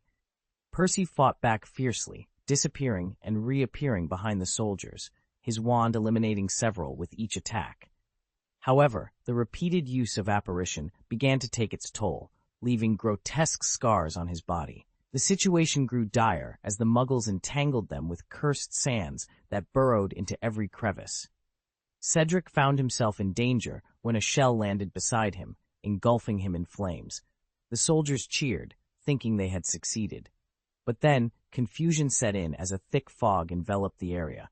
Out of the mist emerged a monstrous figure, causing the soldiers to panic and fire their weapons, only to find their bullets passing harmlessly through it. In the midst of their terror, they failed to realize that they were facing an illusion.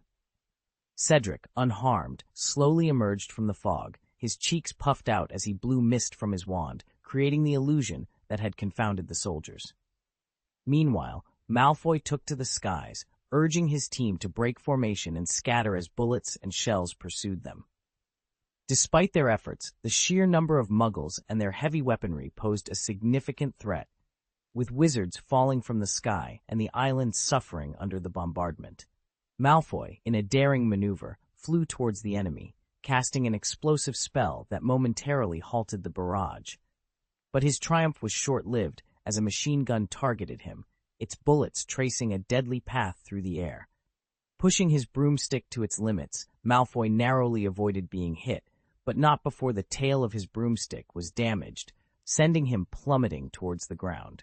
In a desperate bid to save himself, he cast a levitation spell just in time, sparing his handsome face from the brambles below. The battle raged on, with the wizard's courage and ingenuity tested against the overwhelming might of the Muggle forces. Malfoy crouched on the ground, groaning in pain. As he looked up, he saw a team of Muggles with sophisticated equipment exploring the island. "Sir, we've detected a strong reaction here," one of the T-Mem members announced. The officer in charge, his eyes gleaming with greed, focused on the mines. "It seems we've found what we're looking for," he mused. To him, the wizards were foolish for relying on wands as weapons when such treasures lay buried, capable of advancing their weaponry by centuries. With these, we could lead the world, he thought. From his vantage point, Malfoy observed the scene. "Greed," he muttered under his breath. The number of troops landing on the island was overwhelming. Nearly 2,000 Muggle soldiers had already set foot, ready for combat. The wizarding community, numbering no more than 1,000, was vastly outnumbered. Moreover, the Muggle forces had fleets capable of devastating attacks with just a single shot.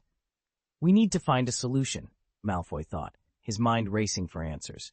Suddenly, a black shadow darted across the sky, followed by an aerial attack that left craters in the mud.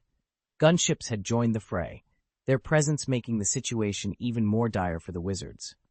Fu Rong, ceasing her magical attacks, signaled to the wizards behind her.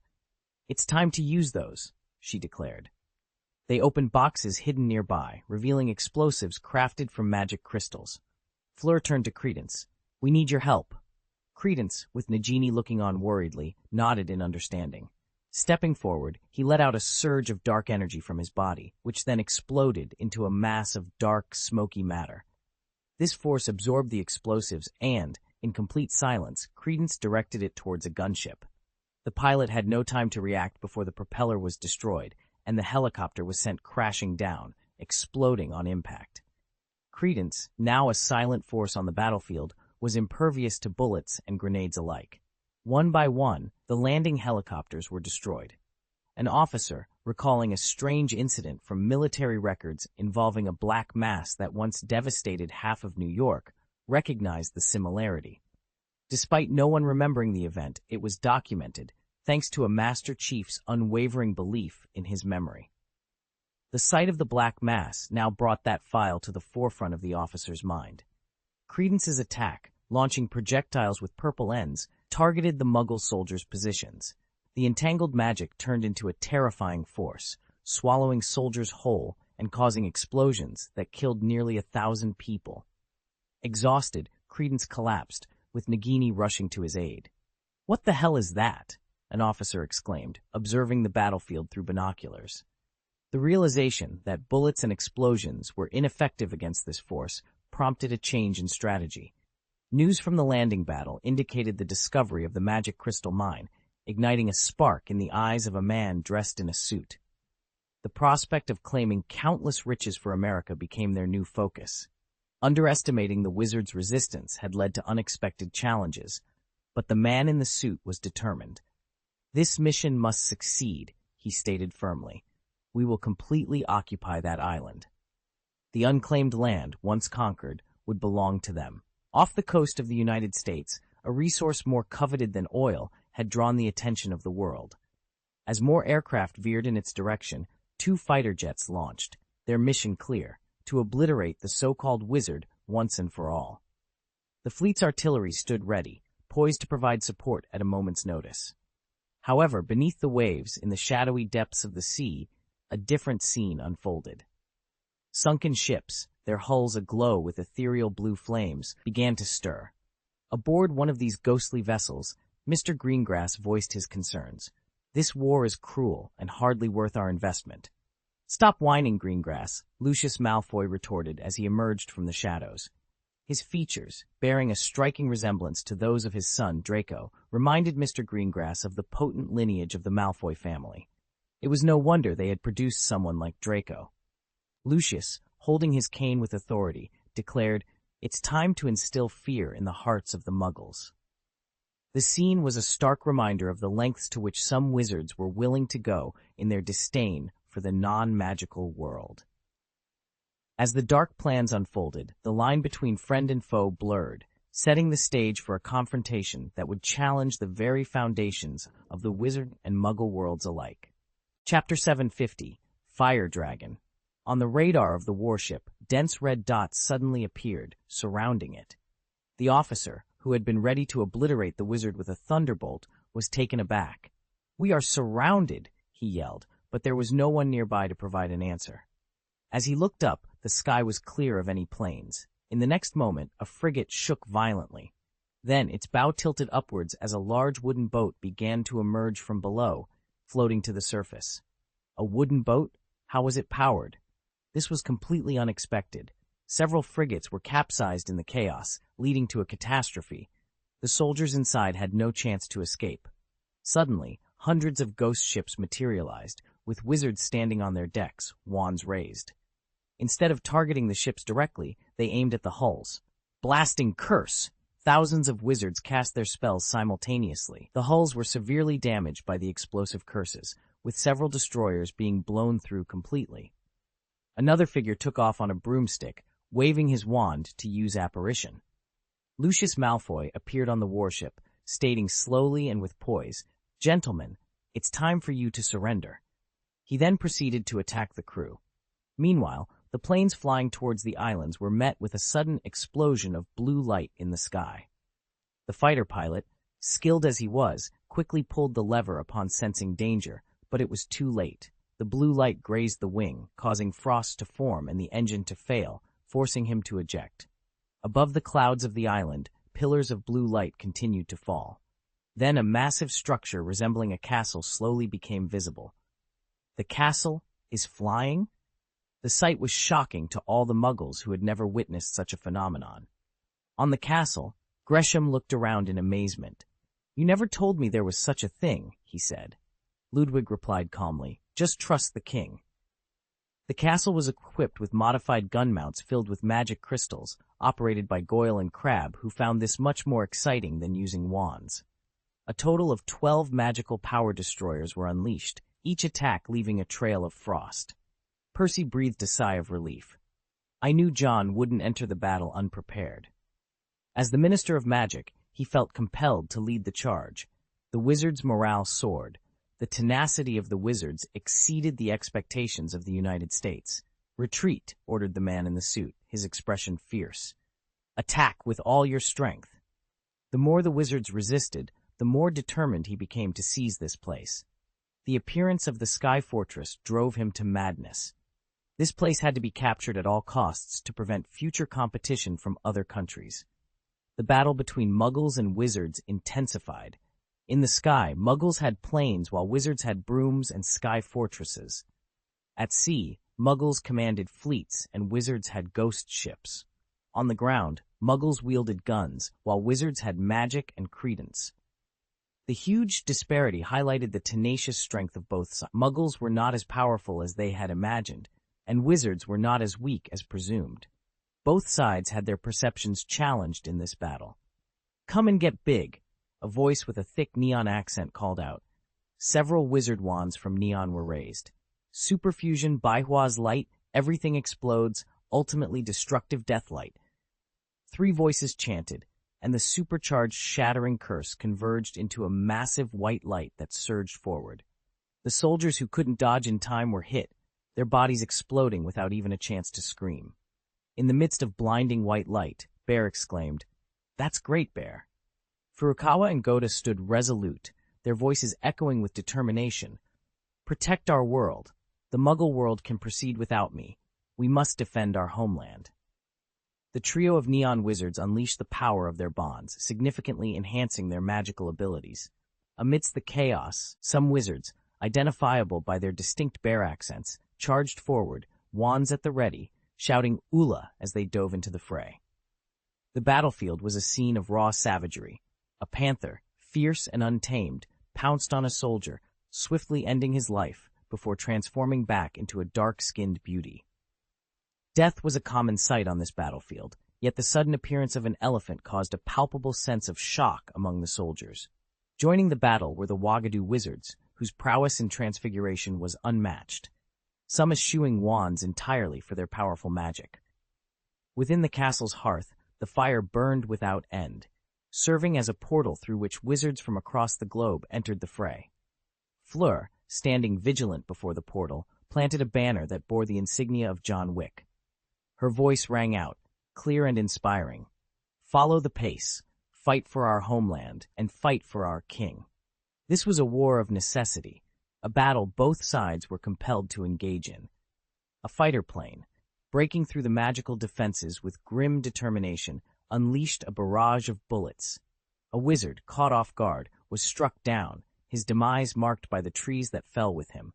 In a desperate attempt to shield the fallen, a black panther leaped to safety while a white horse galloped into the line of fire, only to be obliterated, leaving Jin pale with shock.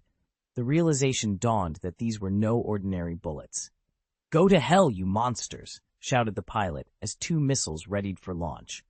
But before they could be fired, a massive explosion engulfed the fighter jet, sending it plummeting to the ground. Then, from the skies, dark shadows emerged one after another, drawing everyone's gaze upward. Dragons were coming. Daphne, seated upon a Mohan's back, struggled against the fierce wind, her vision obscured by the darkness. Then, the Millennium Dragon, Heimdall, appeared, a majestic creature over 100 feet long. Opening its mouth, Heimdall unleashed a chilling breath, gathering into a blue-white light that shot forth, freezing a fighter jet in its tracks, transforming it into a massive ice sculpture that plummeted to the ground.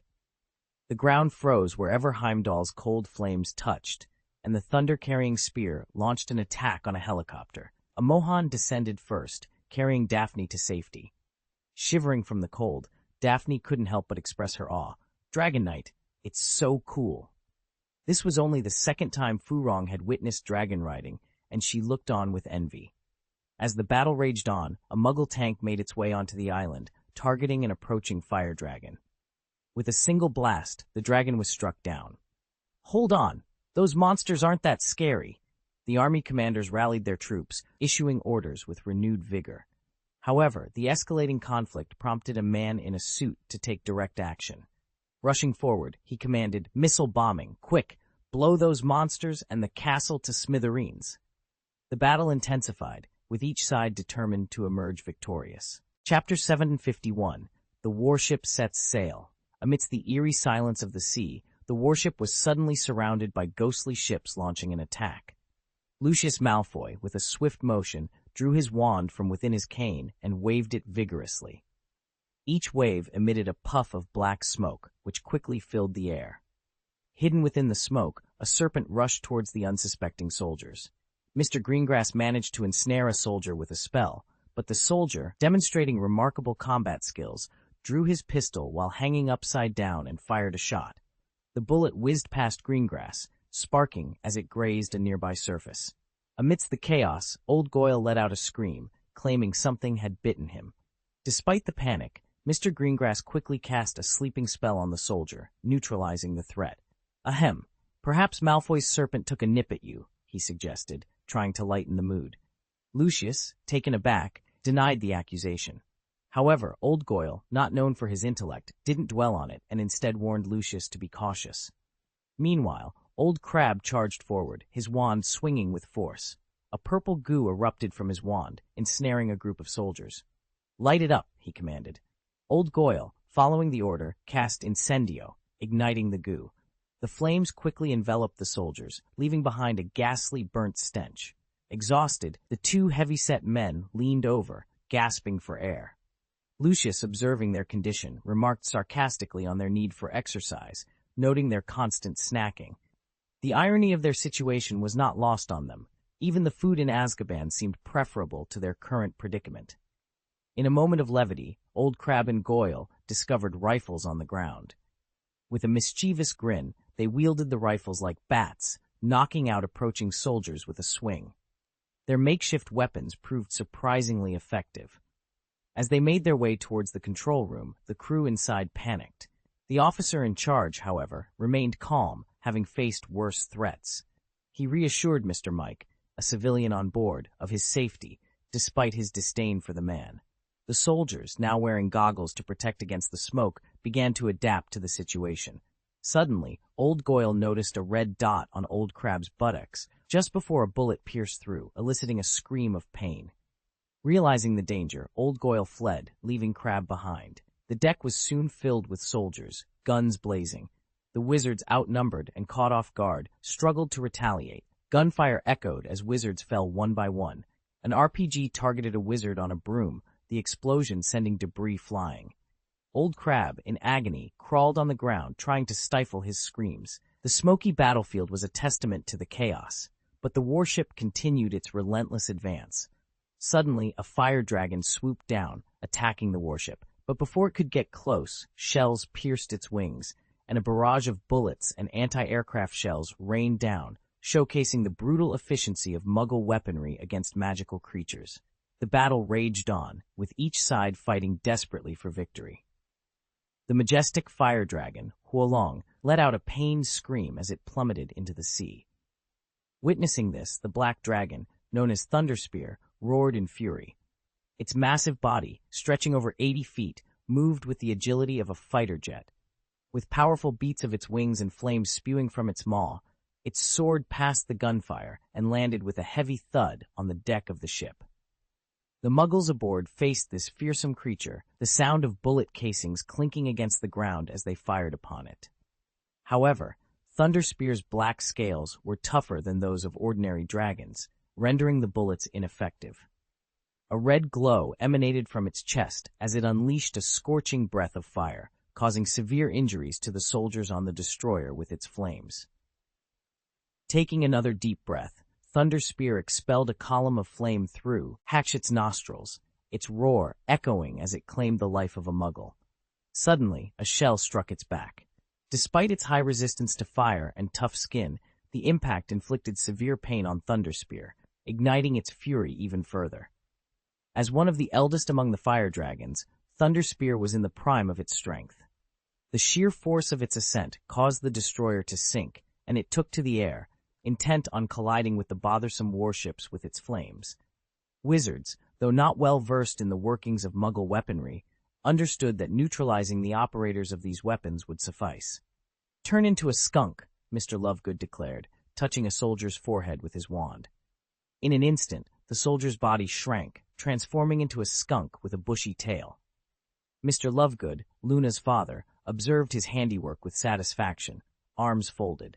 He had narrowly avoided being hit by bullets, but as Luna's father, he was well prepared with protective talismans. Rita Skeeter, her eyes gleaming with excitement, tapped away at a computer keyboard. "This is all huge news," she exclaimed. Mr. Lovegood approached, tapping the computer with his wand. "Go away," Rita snapped, protective of her find. Despite her reputation for fabricating sensational stories, Rita often sought inspiration from Muggle news, gradually becoming adept at handling Muggle technology. After several unsuccessful attempts to unlock the computer, Rita, frustrated, slammed it shut and decided to take it with her. However, as she was leaving, she tripped over an unplugged power cord and fell. Meanwhile, Mr. Mike watched with dismay as the wizards caused chaos, including a soldier who began vomiting slugs after being hexed. The sight was almost too much for him to bear. He ordered his forces to target the magical Crystal Island, whose protective shield was nearing its breaking point. The Silver Dragon, with its uncanny ability to anticipate the fighter's next moves without relying on sight, had already downed 5 of them. These were not just any machines, they were expensive assets, and Mr. Mike knew he would be held accountable for their loss. As Thunderspear continued its relentless assault, the wizards on the ground cheered, their spirits lifted by the dragon's bravery. "This is incredible. That's the fire dragon, so valiant. I've always dreamed of being a dragon rider," they exclaimed, their confidence in magic restored. They realized that Muggles were not invincible after all. Lucius Malfoy, meanwhile, discovered Old Crab lying on the deck, feigning death. His considerable size made him all too conspicuous. With a swift kick, Lucius roused him, a reminder of the urgency of their situation. Urging him to rise and address the situation swiftly, the urgency was palpable. The number of wizards on the deck was dwindling rapidly. If not for the obscuring smoke produced by their magic, the remaining wizards might have already been vanquished. "Hurry back to the ship," came the urgent command. This wave of harassment had effectively slowed the attacking fleet's advance. The surviving wizards retreated to the ghost ship, where Lucius took personal control, directing the ship's sole cannon towards the enemy warship. A beam of blue light erupted from the cannon, followed by a deafening explosion as the destroyer's gunfire struck the ghost ship, tearing a massive hole in its side. The wizards on board were thrown off balance. The thunder-carrying spear soared into the air once more, its flames fierce and powerful. However, this time it was met with a direct hit from a cannonball, causing the thunder spear to plummet. Subsequent shells bombarded it relentlessly. Under the intense artillery fire, the thunder-carrying spear let out a final, agonizing roar. The once mighty Elder of Dragonland, Thunderspear, was ultimately overwhelmed by the might of Muggle weaponry, leaving behind only its last cry. The wizards, who had been cheering just moments before, were now silent, the black smoke on the deck clearing away. The formidable Mug, Glee weapons were primed and ready, missiles tracing arcs across the sky as they headed towards the island. The era of a magical winter had dawned. Chapter 752, The Arrival of the Torchbearer. Wizards once held themselves in high regard, looking down upon those without magical abilities with disdain. They arrogantly referred to these non-magical people as Muggles, a term steeped in contempt. This arrogance was their downfall during an explosion in Bhutan, where thousands of shamans were engulfed in flames, unable to escape. In an era where magical education has declined, many wizards struggle with basic spells like the Iron Armor Charm. Apparition, a skill that marks a wizard's prowess, remains elusive to some, with poor execution proving fatal. Percy, in a display of desperation, transformed his opponent's bullets into flowers, only to have his wand knocked away. The Minister of Magic, faced with no other choice, resorted to hand-to-hand combat, using a stone to incapacitate his attacker. This act of desperation was a stark contrast to the power he wielded in the magical world. As he struggled to retrieve his wand, a missile breached the magical shield protecting them, signaling the beginning of a relentless assault. The explosions were merciless, stripping a wizard of his flesh and shattering his bones, a grim reminder of the vulnerability of magic against modern weaponry. This was the age of the magic winter, where wizards were reduced to mere shadows of their former selves, scrambling for safety as missiles rained down upon them. The so-called holy flame wielded by Muggles decimated their ranks, leaving no hope for salvation. Amidst the chaos, a figure emerged from the mud, cradling a terrified girl in his arms. Neville, with determination in his eyes, reassured her, "It's all right." His resolve was unbroken, even as they faced the horrors of war, horrors that surpassed even Voldemort's cruelty. Without hesitation, Neville sprang into action, his sword clashing with bullets. His blade, capable of slicing through magic and time, effortlessly cut through the metal. The soldiers tasked with clearing the battlefield fell one by one, their blood seeping into the earth.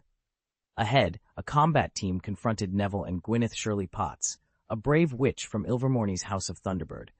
Despite her fear, she stood ready to fight alongside Neville, her wand at the ready. Meanwhile, Jin lay injured at the cliff's edge, his wand lost to the waters below. He clung to Heinrich, who lay unconscious, hoping to rouse him with a jest about needing a prince's kiss. Heinrich's plea to let go, fearing their imminent death, was met with Jin's defiant response. "Then let's fall together." This chapter paints a vivid picture of the desperation and resilience of wizards in the face of overwhelming odds. Their struggle against modern warfare, the bonds formed in the heat of battle, and the unwavering spirit of those who stand to fight encapsulate the essence of their journey. With a nonchalant smile, Heinrich declared, "I won't let go." Despite his hand being visibly injured and trembling, he maintained a firm grip. "Give me your other hand." As half of his body dangled precariously, he reached out with his other hand. Jin's lips were pale, yet his smile was undiminished. "Please," he implored. Heinrich glanced down at the abyss below, then back at Jin, whose golden hair shimmered even under the gloomy sky. Their hands clasped together, and Jin's smile widened. "I've never felt so happy," he confessed, his eyes misty with tears. With a strong pull from Heinrich, Jin was hoisted up bit by bit. The ground beneath Heinrich shifted, causing him to slide forward. He released his left hand, which had been weakened by a sharp stone injury, and focused all his strength on his right hand to pull Heinrich to safety. As Heinrich was finally pulled up, the unstable sand caused him to nearly fall off the cliff's edge. "Look, I let go," Jin said, his bright smile revealing his white teeth. In a moment that felt like a playful prank, he released Heinrich's hand, and his body fell. In a daze, Percy heard a roar. Struggling to open his eyes, he witnessed the chaos of battle. Tanks crusts head the land, and a wizard from Wagadu transformed into an elephant, only to be brought down by artillery fire. Another wizard, driven by grief and desperation, launched a killing curse at a tank, but the spell was ineffective against the steel behemoth. Percy scrambled to his feet, his wand in hand. He witnessed the brutal defeat of his fellow wizards, the capture of a nimble witch, and the destruction wrought by missile attacks on their defenses. Was this the end? The age of magic seemed to be succumbing to a harsh winter, with wizards facing subjugation by muggles and the threat of inhumane experiments.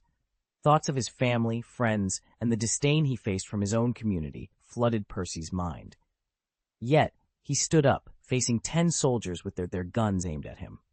Percy reflected on his envy and the burdens carried by those in power, particularly his friend John, who had risen to lead the International Confederation of Wizards.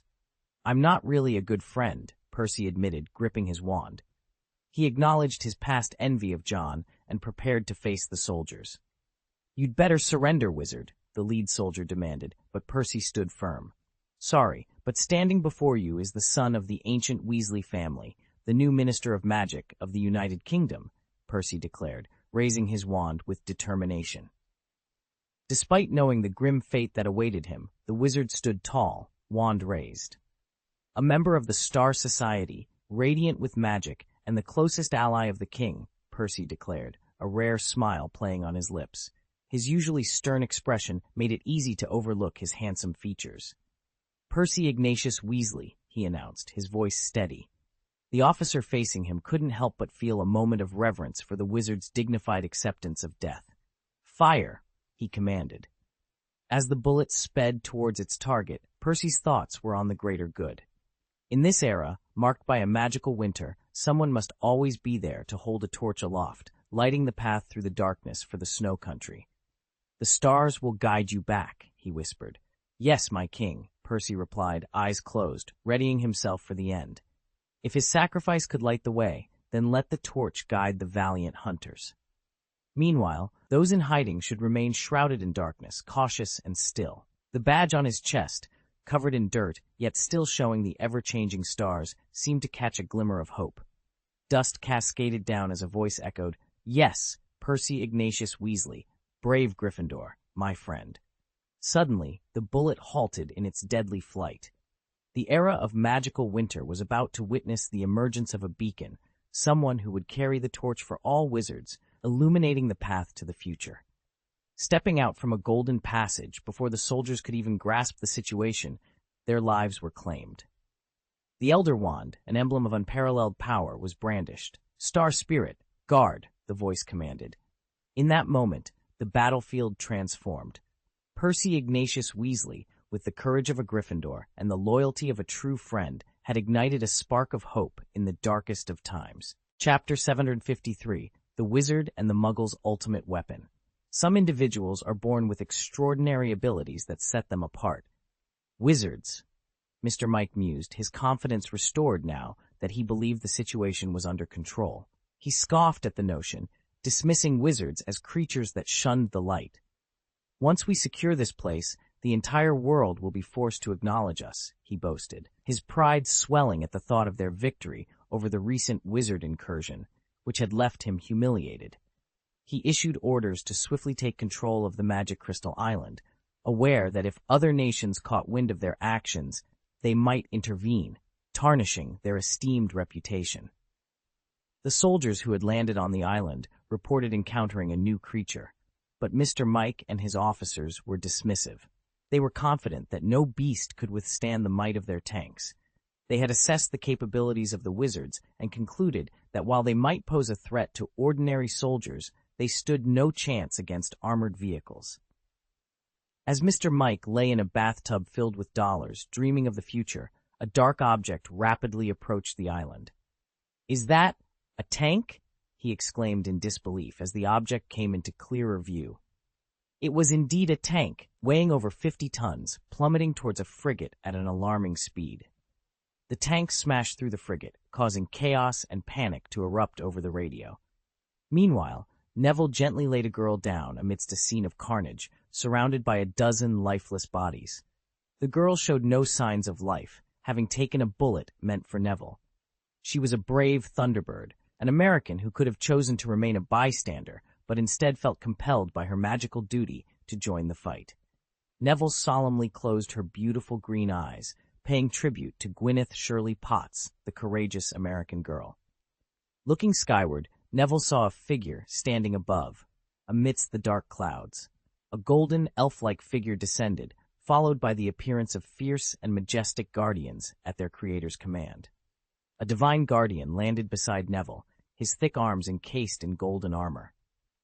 "John is here, so it's time for us to fight back," Neville declared, his eyes alight with determination as he drew his sword, ready to continue the battle. Unbeknownst to them, their magic felt stronger, a blessing from John, who had once received a similar boon in another world. Recognized as their leader, John was poised to lead them through this transformation. John, standing in the sky with his wand ready, channeled his magic into the Elder Wand, which greedily absorbed the power without faltering. A white light enveloped the island, followed by the sight of dust clouds and the remains of those cut down by the unleashed force. A tank took aim at John, who merely flicked his wand. The white light, sharp as a laser, sliced through the tank with ease, a display of power that even the Muggles had not anticipated. John then summoned fire dragons, commanding them to attack with a mere thought. Muggles? John's mood was far from light. He looked to the skies where lightning crackled ominously. "All ghost ships, evacuate," he ordered, his command unchallenged. The sky castle, once on the brink of collapse, began to heal as the debris reassembled itself. John raised his wand, his voice booming across the island. "Greedy, you have violated the laws of magic," he proclaimed, his words echoing with the thunderous sky, instilling fear in those who heard him. "It's just a wizard. Shoot him down quickly." Mr. Mike ordered in a panic, but his voice betrayed his fear of the powerful wizard standing defiantly before them. John stood resolute, his belief in victory unwavering. The missile, a weapon of the Muggle world, was aimed directly at him, an attack seemingly impossible for any wizard to counter.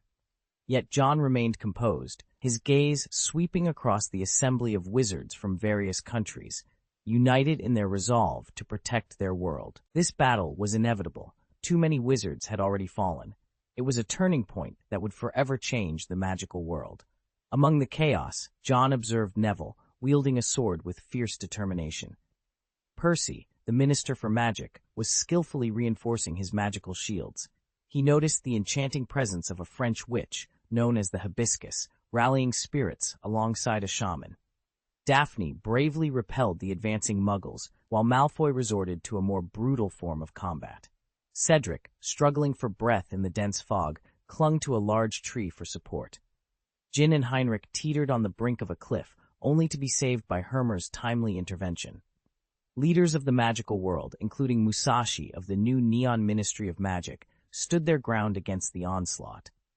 Charles Roland, in a desperate attempt to protect his son, pushed him towards Fleur for safety. Yalefen, injured, was supported by Gresham as they faced their adversaries together. Every wizard fought valiantly, united under a common cause. "War is always cruel," John proclaimed, his voice reaching every wizard present. "You guard the magical world. Now, as your king, it's my turn." As the Muggle missiles approached, a spectacular phenomenon occurred. The Rainbow Bridge descended from the sky, its radiant light enveloping a warship. The impact generated a massive tsunami, capsizing and submerging the vessel. John, unfazed by the imminent threat, summoned a magnificent sword aglow with silver light. With a swift motion, he transformed the missile into a fire dragon, which detonated harmlessly in the distance. With a fierce cry, John wielded the Elder Wand, summoning a golden flame dragon that soared through the sky. Its wings generated a scorching wind, incinerating anything in its path. The wizards rallied behind their king, their spirits lifted by his display of power. The Black Panther Witch broke free from her restraints and launched an attack on the Muggles. Two owls, one black and one white, summoned lightning from the heavens, rendering bullets ineffective against them. The wizards' counterattack was relentless, showcasing their superior abilities. Neville, empowered by a super sense spell, displayed extraordinary prowess. He breached a tank, eliminating the soldiers within using only his fists and sword. Explosions and magical attacks from Sky Castle tore the battlefield asunder, creating a landscape of fire and ice. Victory was within reach. As the last of the Muggle soldiers fell, the battle between Muggles and wizards concluded. John, visible to all, stood triumphant in the sky. The Elder Wand's power had been decisive, rendering the Muggle weaponry useless. The wizards had prevailed, their victory a testament to their strength and unity. Gresham, recognizing the significance of the Elder Wand, knew that their king had overcome the architect of their strife. Under John's leadership, they had achieved victory. The Rainbow Bridge continued to radiate energy, ensuring the defeat of the Muggle fleet. The wizards had emerged victorious, reaffirming their dominance over those without magic. The air was electric with anticipation and reverence as the name John Wick echoed through the crowd of wizards. Their faces were alight with smiles, the kind that spoke of relief and the promise of rest after a long struggle. They hailed him as their king, their champion in the face of darkness. In the midst of their celebration, an unsuspecting hunter approached, only to be met with a swift and decisive blow to the head from an ancient weapon. The impact sent a shockwave of fear through John's heart, even as the wizarding crowd erupted into cheers around him. However, their victory was short-lived. Far away in the depths of the Atlantic, a submarine received a chilling order. With mechanical precision, its crew entered the coordinates, unleashing humanity's most formidable weapon. The missile, a harbinger of destruction, soared through the sky before plummeting towards its target. The minister responsible for tech, his dire command, watched with a somber expression, aware of the gravity of his decision. "I need to write a very long review," he muttered to himself, acknowledging the weight of the lives lost, both soldiers and wizards alike. To him, the countless sacrifices made in the battle were reduced to mere footnotes in a report. His indifference was a stark testament to his arrogance. Above the island, the nuclear bomb detonated, unleashing a cataclysmic force that would change the course of history. The wizards, once jubilant in their triumph, could never have anticipated the devastating turn of events that would unfold from the depths of the sea. Chapter 754, The Limit of Magic. Magic is inherently idealistic. The emotional state of a wizard directly influences the potency of their magic. This was exemplified by Voldemort, once a figure of unparalleled power, who was Tom Marvolo Riddle. It's a testament to the unpredictable nature of magic that he was defeated by a rebounding spell cast in a moment of pure love by Lily Potter. Despite being a master of the dark arts and particularly the killing curse, Voldemort was vanquished by a witch fresh out of Hogwarts. This incident illustrates that magical strength does not necessarily correlate with age or experience. Albus Dumbledore often proclaimed that love is the most potent form of magic. This notion suggests that love, as a form of magic, can surpass even the most fearsome spells. The killing curse, for instance, derives its terror from the malice and intent to kill behind it. The depth of these dark emotions can amplify its lethality. Similarly, the three unforgivable curses draw upon the caster's emotions, affecting their efficacy.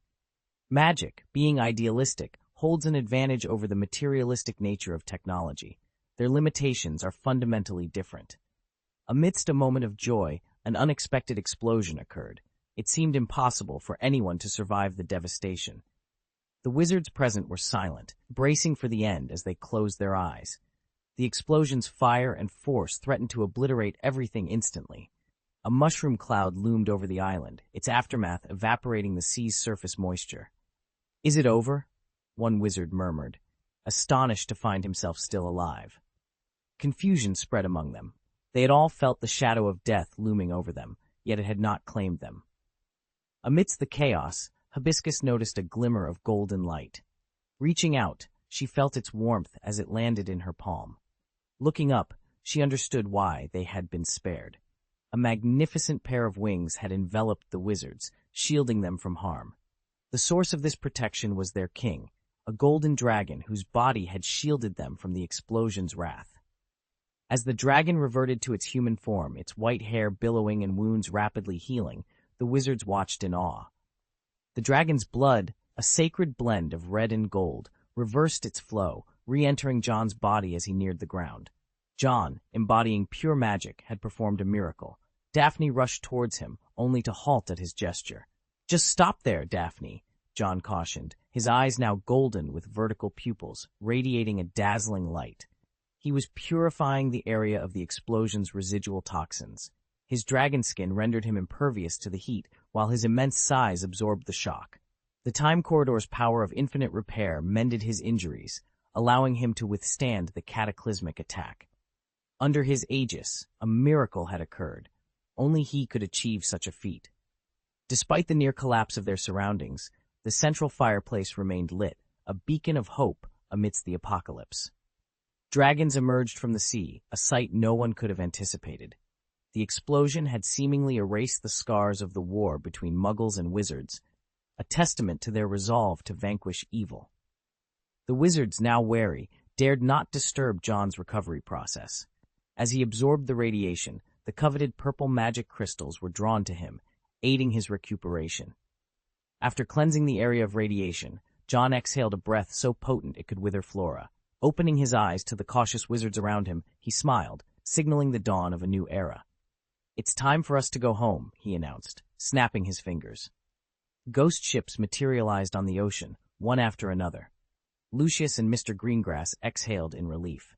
As the ghost ship docked, everyone waved and cheered, welcoming their fellow wizards back. Even those who had harbored grievances seemed to let them vanish in the aftermath of the war. War, after all, served as a crucible, forging stronger, purer hearts through its flames. The once chaotic, magical world had been purified, its impurities hammered away. Every surviving wizard would become a legend, poised to lead the future of the wizarding world. This battle had been a declaration to the Muggles, a demonstration of wizarding's strength and resilience. John remained still, watching his people board the ship. "Aren't you coming?" Percy asked, joining him. "There's something I still need to do," John replied, his hair reverting to its natural black. His voice was even. "Someone has to tell the outside world that we are not dead." Percy's voice deepened. "Do you need my help?" "Yes," John nodded. "Go and give Penello my regards. I expect this wedding to be as memorable as the last." After a brief cough, Percy replied, "Of course, because we can always count on our dear brother to lend a hand." The Weasley twins appeared, their timing impeccable, always ready to lighten the mood. "You go to war behind your mother's back," Percy remarked with a hint of darkness, "and soon you'll face her wrath." Fred shrugged. "I can't imagine her being anything but proud." "Just like us," George added, smiling at Percy. "We're proud of you." In that moment, any past misunderstandings and criticisms dissipated. As the Minister of Magic, Percy had proven himself. The Weasley family's pride in Percy, the brave and intelligent Gryffindor, mended any familial rifts. The twins hoisted Percy up, one on each arm, believing heroes deserved such honors. Heinrich assisted Jin, who was nursing an injured arm, over to them. Jin leaned on Heinrich, his tall frame making him look almost delicate in comparison. It was a rare sight to see Heinrich not pushing someone away. "What do we need to do, John?" Heinrich asked, standing to John's left. "Heal well," John replied, eyeing Jin's injured state. "I thought you hurt your arm?" Jin moved closer, feigning weakness. "This is an internal injury. It's a concept you might not grasp unless you're from the East."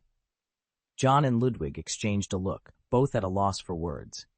Ludwig, initially concerned for his son, decided against approaching when he saw Jin's exaggerated demeanor. Meanwhile, Gresham, fascinated by the self-repairing sky castle, mused, "Is this a permanent repair spell?" He hurried after Ludwig, eager for answers about the castle's enchantments. Mr. Greengrass, smiling, went to greet his daughter Daphne. He saw her turning a corner, searching for John, and his smile froze as she bypassed him. "John, are you okay?" Daphne asked, concern evident in her voice. "You're hurt, aren't you?" John glanced at the Elder Wand, then shook his head. "It's nothing serious." "Thank you, Daphne, for bringing the dragon," he said. "It was your command," Daphne replied, still worried. Eventually she boarded the boat, understanding that John had one more task to complete and that the island's existence was about to end. It was time for the Muggles to learn that the Age of Fear was rotating. Ignorance and weakness were not barriers to survival, but arrogance was. Chapter 755, The End of Civil Strife and the Cessation of Foreign Wars. The civil strife that has plagued our wizarding world has come to an end, John declared, standing on the desolate island. He gazed at the hundreds of ghost ships ascending into the sky and proclaimed, "Return home and spread the word of our triumph. Inform them that the threat from the Muggles will be neutralized and a new era of magic is upon us." With a confident gesture, he raised the Elder Wand, pointing it towards the heavens, to the obelisk. From the depths of the sea, an obelisk of immense height emerged. Guided by potent magical forces, the tip of the obelisk emitted a beam of intertwined blue and purple light. This radiant beam pierced the air, opening a vast gateway, akin to a colossal door, on the other side of which lay the passage to the magical realm. John waved his hands with authority. "Inform our brethren that a new dawn is breaking." Malfoy, his face marred by bruises, stood at the helm of the lead ghost ship, his wand aloft. "By the king's decree," he shouted, as a green spark burst from his wand. In response, the assembled wizards and witches raised their wands, their green sparks mingling with the stars above. The Weasley twins erupted in cheers, jostling Percy so vigorously that he nearly lost his footing. Lucius, his face beaming with pride, gave Draco a hearty pat on the shoulder and said in a voice filled with fatherly pride, "Well done, Draco." "Make me proud, father," Draco replied with a grin. Mr. Greengrass observed his daughter Daphne, who had not once taken her eyes off John. "You will face many challenges, my daughter," Mr. Greengrass said, shaking his head. "He is a king, and by his side you will be the queen of the entire world." "I understand, father," Daphne replied with determination.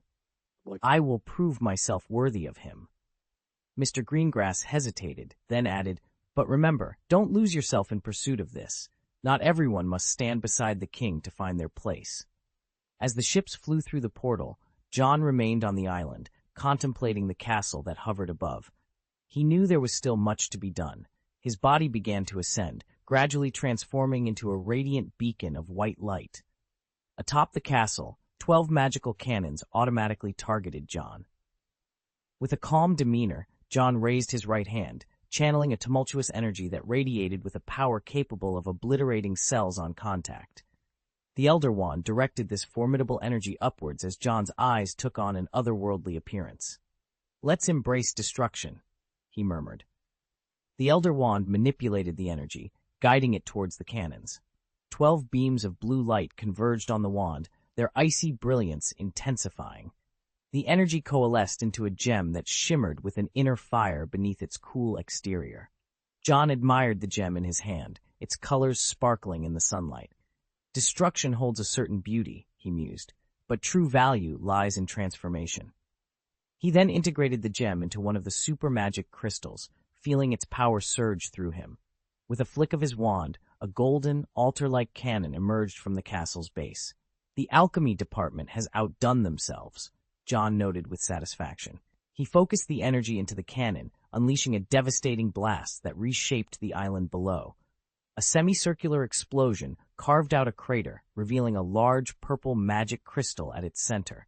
This core magic crystal, 10 meters in diameter, was the heart of the island's magic. John secured it within the castle's foundations, ensuring the cohesion of the magical realms and marking the beginning of a new chapter in the wizarding world. As the core was seamlessly integrated, a brilliant ray of light illuminated the castle, casting a glow that seemed to weave magic circles across its surface. Hours later, the island in the Atlantic Ocean, scarred by war, vanished without a trace, along with the Sky Castle and John.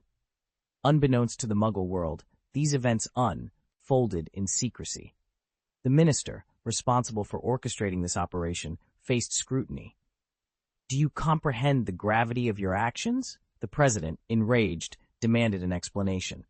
"I apologize, Mr. President," the minister responded with a submissive tone, though internally he was dismissive of the president's anger. "This war was a necessity. Without securing those artifacts, the advantage would fall to other nations, posing a significant threat to us. A preemptive strike could prevent future conflicts. Why not take the opportunity? The public, if they were to find out," the president began. They won't, the minister assured with a sly smile. This will remain undisclosed. It's merely an unrecorded war, disguised as a routine naval exercise. Unfortunately, the fleet encountered a natural disaster. It's an unavoidable tragedy, isn't it? The minister skillfully played on the president's fears and ambitions. Understanding the president's dread of vulnerability, especially after a breach in national security, the minister convinced him of the necessity of their actions. The president, concerned about public perception and his legacy, reluctantly agreed to the minister's plan, emphasizing the importance of maintaining America's image. The minister, pleased with the concession, left the meeting, unaware of the potential consequences of his actions. Meanwhile, Mycroft Holmes reveled in the solitude of his exclusive club, a sanctuary for Britain's elite. The club's silence, a rule cherished by its members, was suddenly broken by a knock on the door, drawing annoyed glances. A young man entered, violating the club's sacred silence. "May we talk?" he asked, directly addressing Mycroft. Mycroft, recognizing the gravity of the situation, stood with a rare, solemn expression. The club members sensed the seriousness of the moment and watched as Mycroft exited the room to speak with the visitor. In a private room, John sat waiting, the weight of their conversation yet to unfold. Mycroft stood there, his eyebrows raised slightly. "I believe this is the third time we've met, so there's no need for formalities." "I won't sit on that sofa," Mycroft stated firmly. His left hand tucked into his pocket, while his right hand rested on the back of a nearby chair. "Are you here to deliver the results to me?" "Indeed, I am," John replied, his gaze drifting to the black tea on the table. "I trust you won't mind if I indulge in a cup of black tea." Mycroft watched as the teapot levitated, gracefully pouring steaming tea into an ornately patterned cup. The cup then glided through the air to John, who caught it effortlessly. "As someone who was raised in England, tea is as essential to me as water," John remarked, taking a sip of the black tea. "You're still determined to reveal that truth to me," Mycroft observed, his eyes gleaming with curiosity. "The same cultural influences bind us." "If only the world's leaders possessed your level of intelligence," John said with a raspy chuckle, "then this war would have been unnecessary." "You're correct. I orchestrated this war intentionally," John confessed, releasing the cup, which remained suspended in midair. He raised his right hand, revealing a silver ring that encased his arm, and pointed to the exquisite gem embedded in it. "Greed will ultimately consume itself." Mycroft's gaze fixed on the gem. "What is that?" he inquired.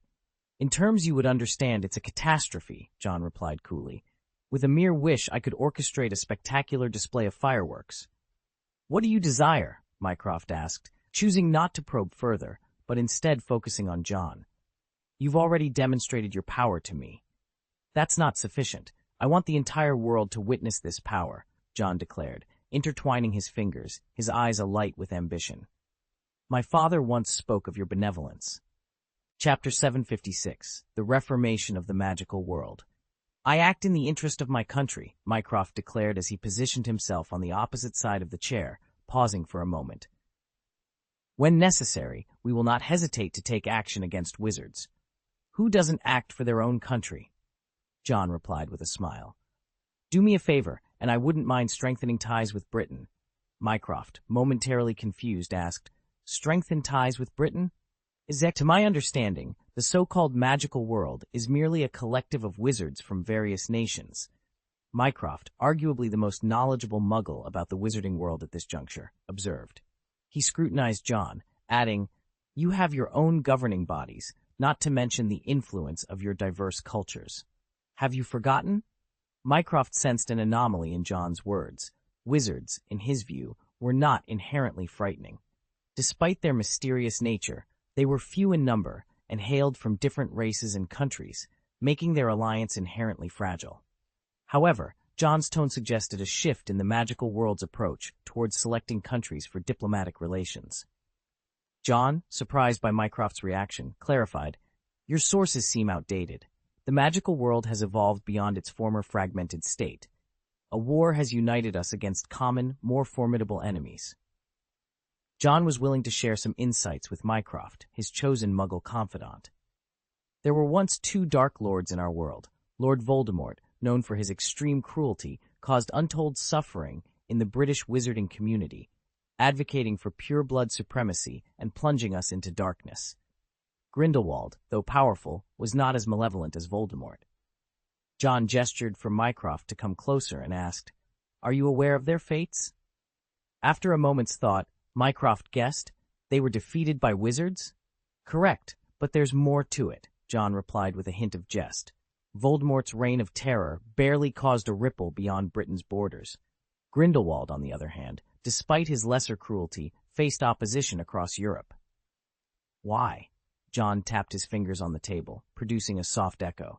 "It's their narrow-mindedness and limited perspective. They couldn't see beyond their immediate surroundings, much like the Minister for Magic at the time, who didn't seek international assistance.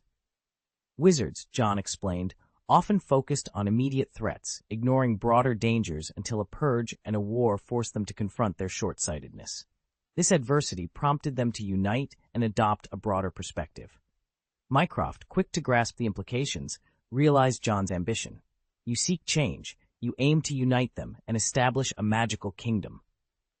John, pleased with Mycroft's understanding, confirmed, "Indeed, the survivors of the war will spread the word. It's imperative for wizards worldwide to recognize the need for unity."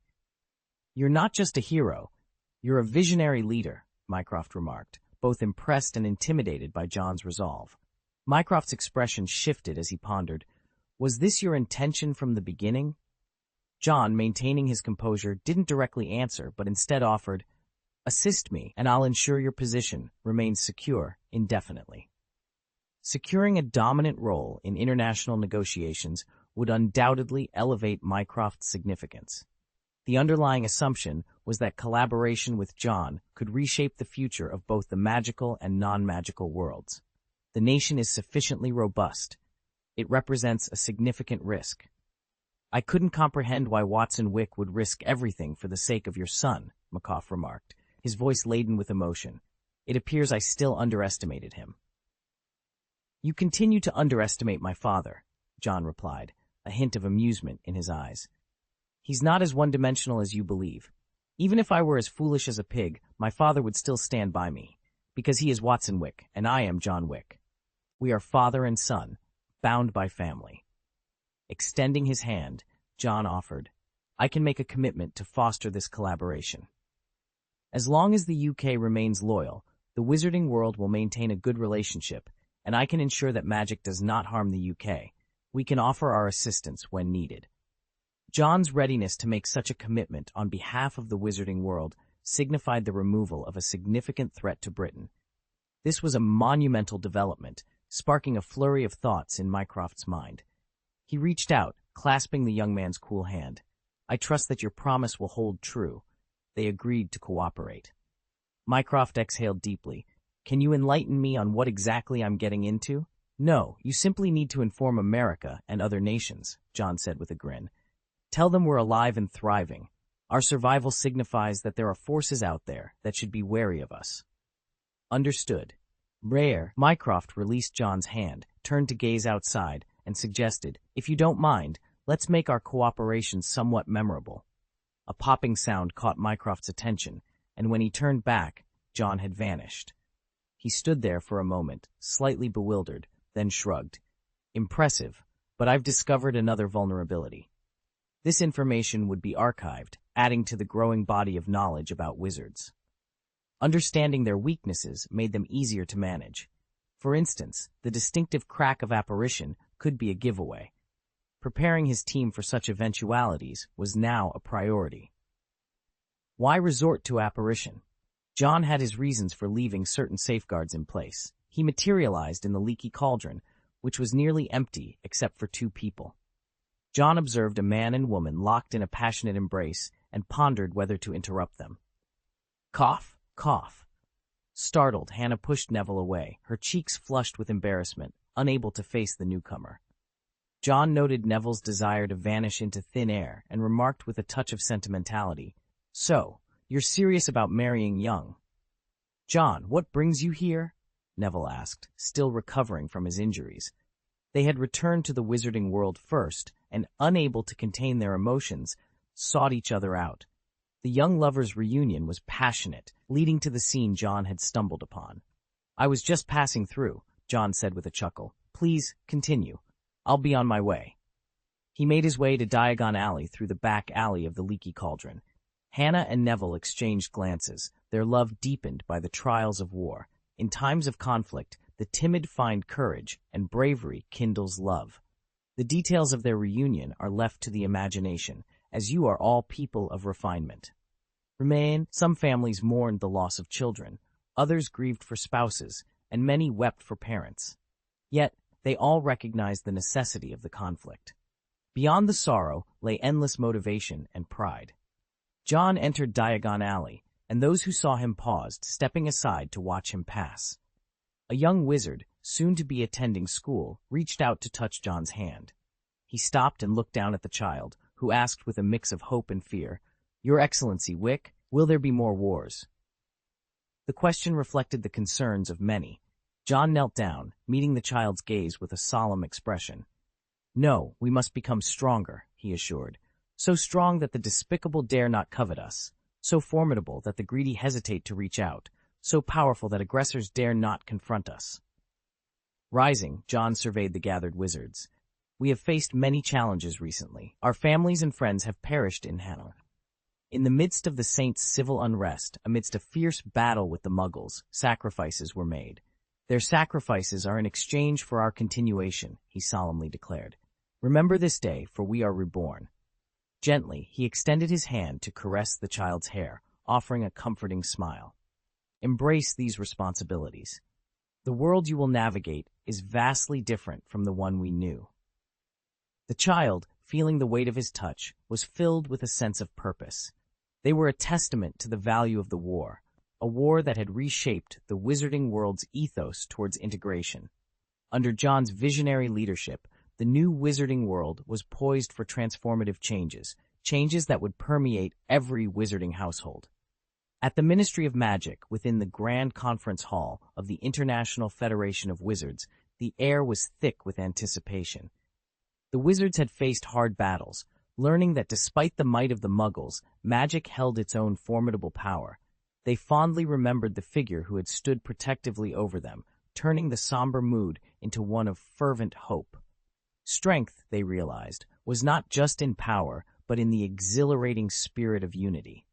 Their king had faced down the weapons of destruction, a guardian for all wizards. Now they awaited his arrival with bated breath.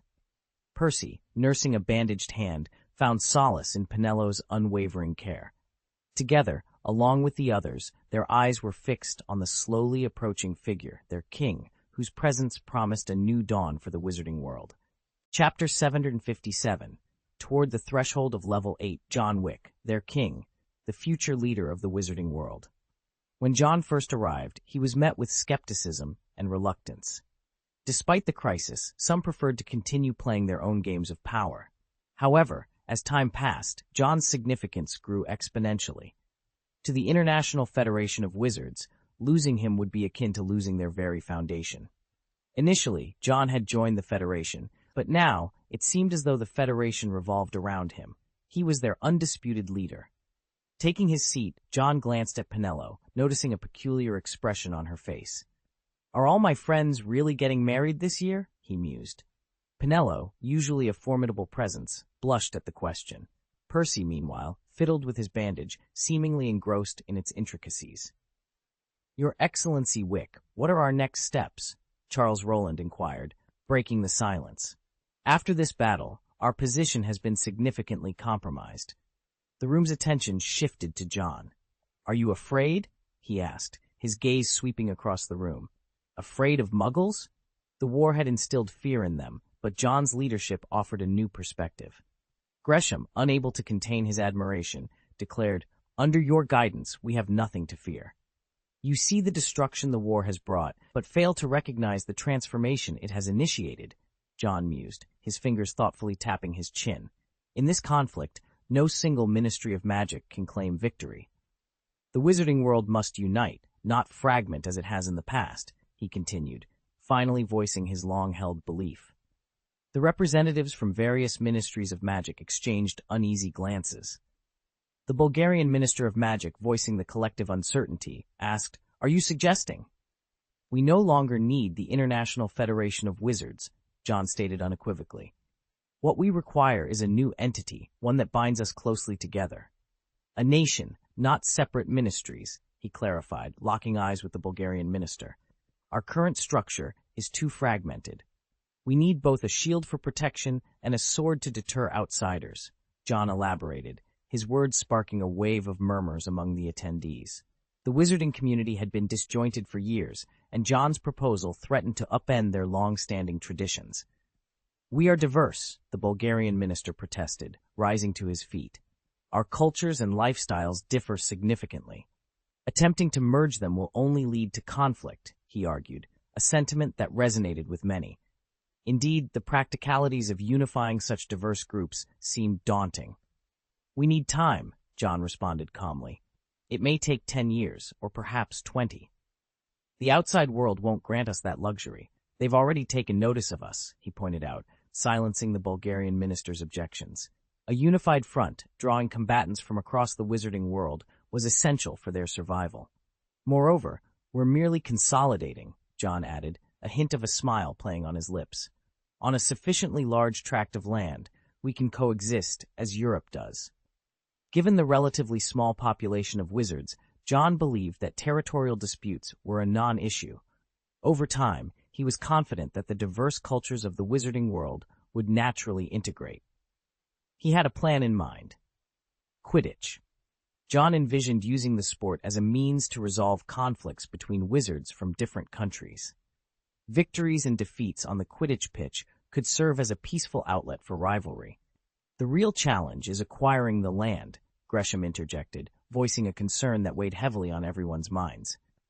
"That's not an issue," John replied, his tone suggesting he had already considered this. The room fell silent, puzzled by his confidence.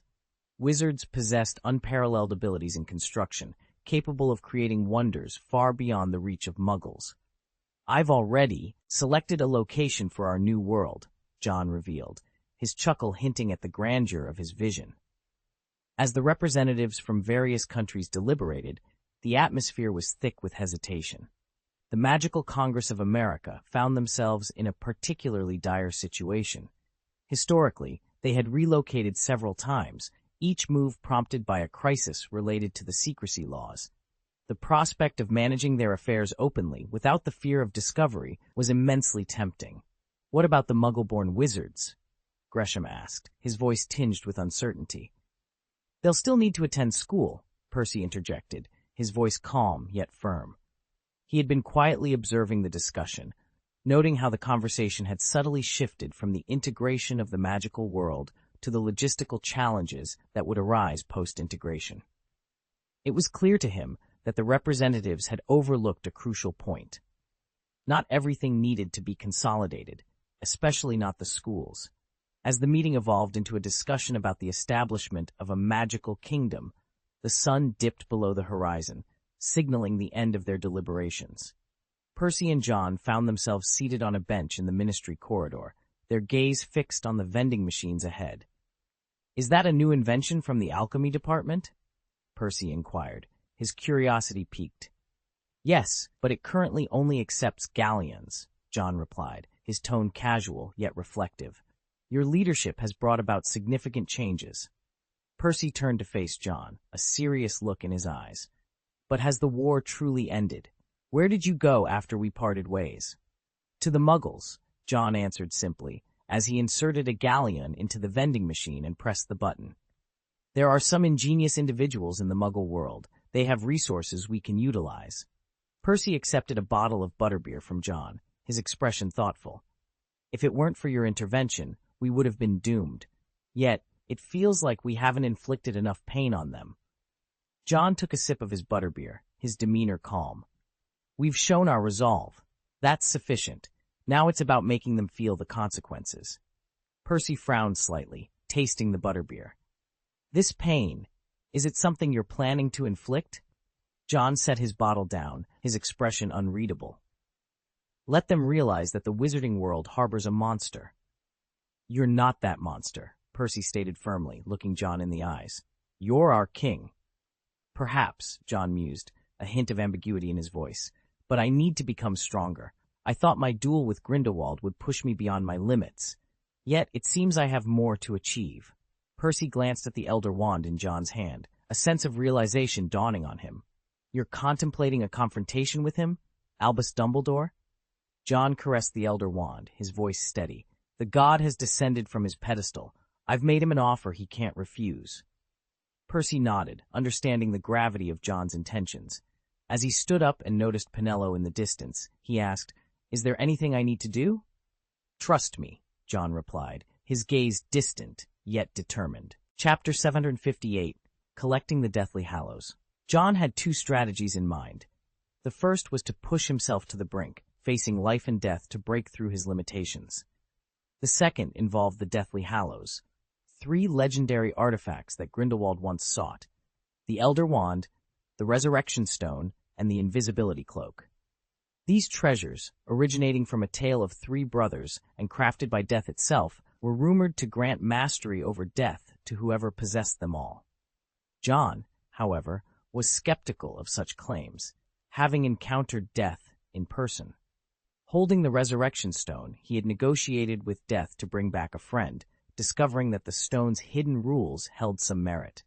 The Elder Wand's ability to enhance any spell also intrigued him. While he doubted that possessing all 3 would make one the master of death, he believed they could still enact significant change. After the conclusion of the International Federation of Wizards Conference, John visited Silverhand Manor. Tang Mi, relieved to see him return, expressed her concerns. "I was really worried you'd confront the Muggles on your own," she admitted, placing John's safety above all else. John, storing the Elder Wand safely, inquired about the werewolves' condition, knowing they had actively participated in the war and suffered losses. Tang Mi's smile faded as she mentioned the sacrifices made by the werewolves, prompting a moment of silence from John. The weight of their trust and sacrifices weighed heavily on him, making it difficult to use them for his objectives without feeling a burden of responsibility. Tang Mi, with a hint of hatred in her eyes, asked about Grindelwald's fate, a question on everyone's mind. Despite seeing the Elder Wand with John, she sought confirmation of the Dark Wizard's status. John, looking down at a letter from Crouch on the table, revealed that Grindelwald had survived, but would no longer pose a threat. This news prompted Tang Mi to pledge her unwavering support to John, regardless of his decisions.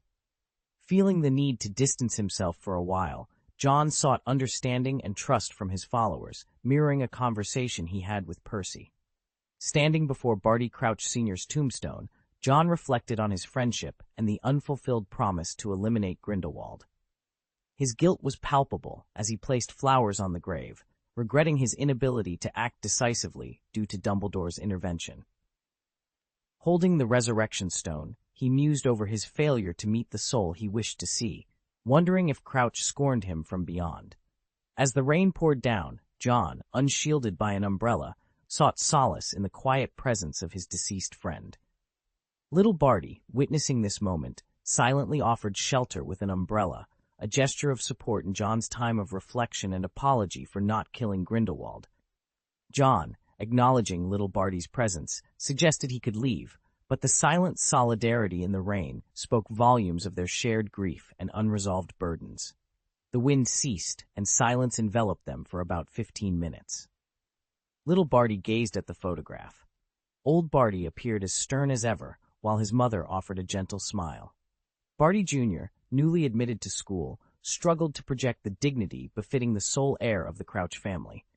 As the camera captured the moment, the image was frozen in time.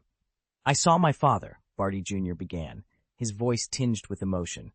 "When I was on the brink of death in the Himalayas, I saw my parents. I yearned for the comfort of my mother's embrace and pleaded with them to rescue me from that torment." John listened in silence. "But they wouldn't release me," Barty Jr. continued, turning his gaze away from the photograph to reveal a young, weary face. "I was filled with sadness, anger, and fear." His voice was steady, yet a quiver betrayed his turmoil. "I declared that there was no place for me in this world. Yet my father asked, 'What about John Wick?'" Barty Jr. paused, noticing a flicker of emotion in John's eyes. He told me that the one who had become the second king, the one who had vanquished Voldemort, needed me. He confronted me with the truth I had been avoiding. Yes, I had come to see that young child as my beacon, even without realizing it. My father finally said. Barty Jr. knelt gracefully, placing his right hand over his heart and gazing up at the figure before him. Be true to yourself and let go of the Crouch legacy. You always believed it was hatred that propelled me forward and sustained me. Great King, you were mistaken. This is the first time you've erred in my presence. Barty Jr. smiled, bowed his head, and spoke with reverence. I live for you, Barty Crouch, who has long been a devotee of the king. John had never known this. As the rain ceased, the last droplet struck the tombstone, creating a ripple. John looked up to see the sun breaking through the clouds, its rays warming his face. The post-rain sunlight was soothing. He whispered, "Is that so?" It seemed that some had devoted their lives to the king. A king who couldn't please everyone was too hard on himself. With a smile playing at his lips, he stood and stretched. Your faith in me still feels like a burden. That's because it's cherished, and that's why it feels heavy, little Barty replied, looking up at the king, bathed in the sunlight after the rain. A king who acknowledges the weight of trust is what the wizarding world yearns for. A person who disregards trust could never truly be a great king. John smiled softly, reaching out to touch old Barty's tombstone. Is it because of trust? Little Barty bowed deeply. What must I do? Then continue to trust me, John said, a smile lighting up his eyes, and let me show you a whole new world. First King, allow me to guide those you've left behind. The wizards must witness the transition from the first to the second. In the wizarding world, having one true king is sufficient, the strongest one. Chapter 759. Behold the first king of Hogwarts. Albus? Slughorn rarely ventured far these days.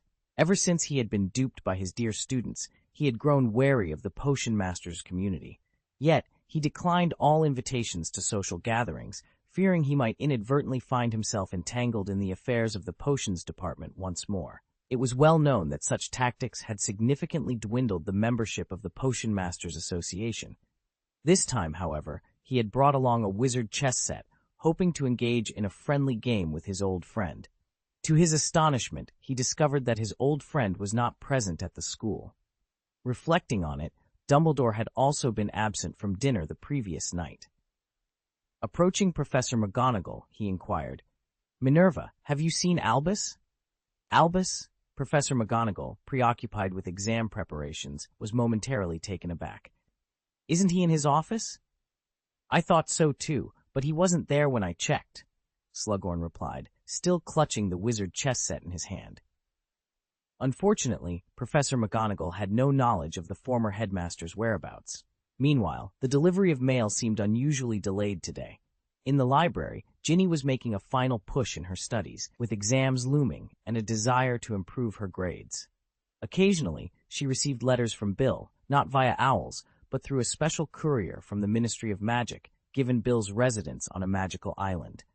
His letters spoke of joyous news that promised to stir the entire wizarding world, a development unprecedented in their family's history. Mr. Weasley, now a director at the Ministry of Magic, was equally intrigued by the secretive location of the Magic Association, a place even he, as the head of one of the 28 ancient wizarding families and a high-ranking ministry official, was not privy to. Bill was the sole family member working there, under the tutelage of an elderly magic scholar, a man so aged that even recalling his name took effort. This scholar, like others of his generation, had been deeply engrossed in research, a practice that, while not lacking in dedication, suffered from significant issues in knowledge transfer. The new Magic Association sought to address this by having these venerable scholars mentor apprentices, thereby not only alleviating their workload, but also nurturing a new generation of magic researchers.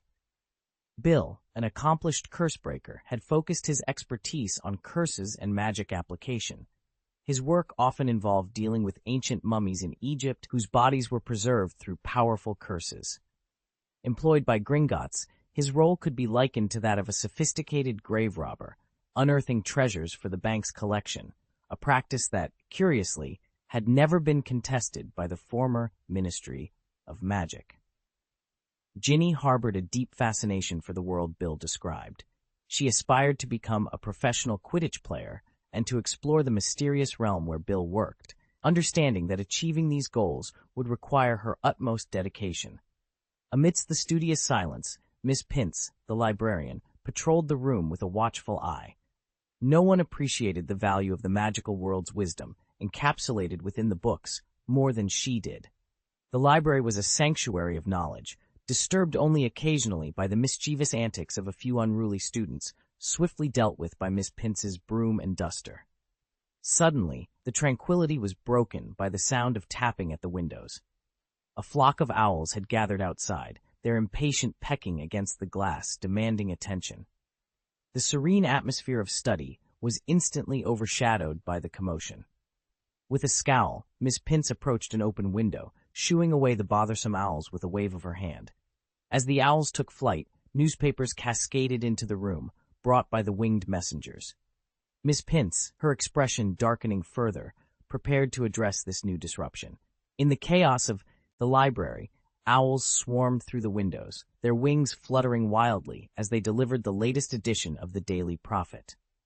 The usually quiet space was turned into a tumultuous scene, drawing the attention of Argus Filch, the caretaker, who hastily placed a box on the table before attempting to corral the intrusive birds on behalf of Madame Pince.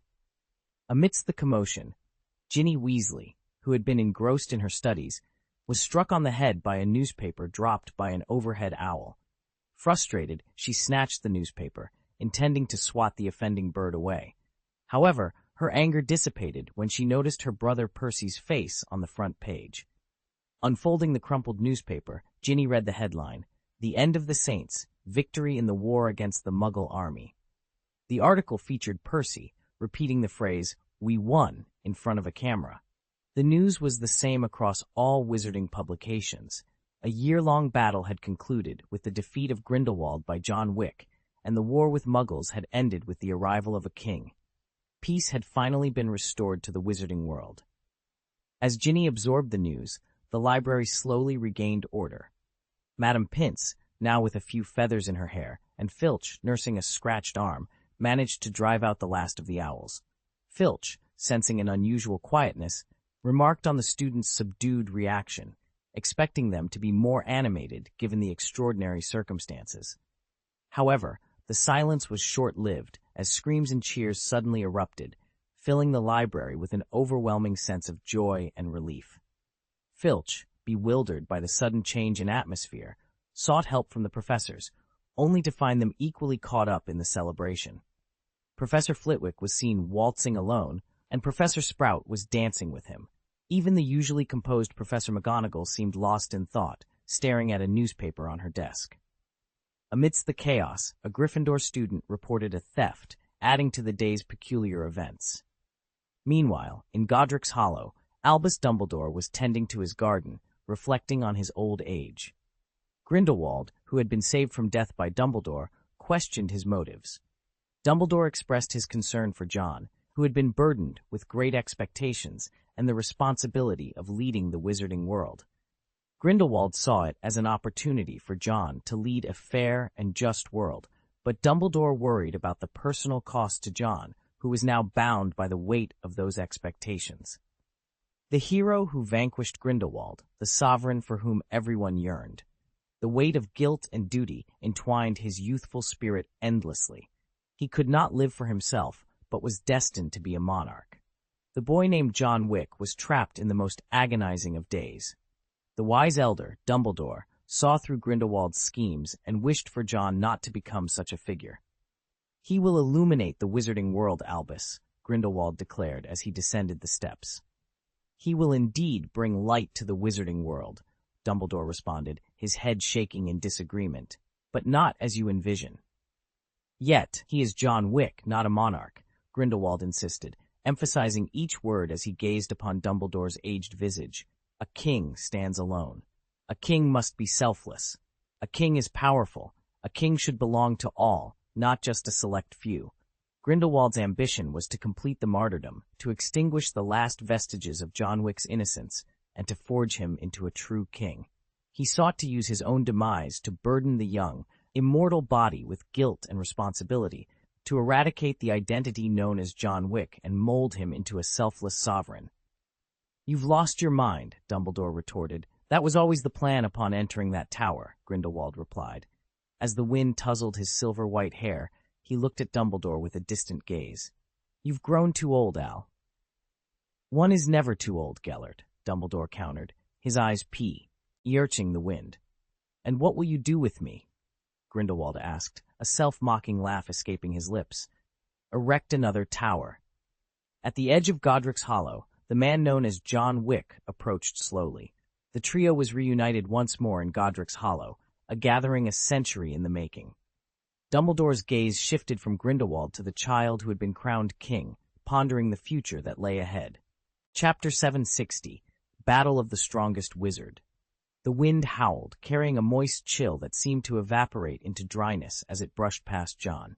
In the hands of this young man, destined to ascend to kingship, a golden cup served as his chalice. Dumbledore's gaze darkened at the sight of the golden cup, realizing there was no escape. Every choice had led to this moment. "The great Albus Percival Wulfric Brian Dumbledore," John intoned, his voice steady as he approached.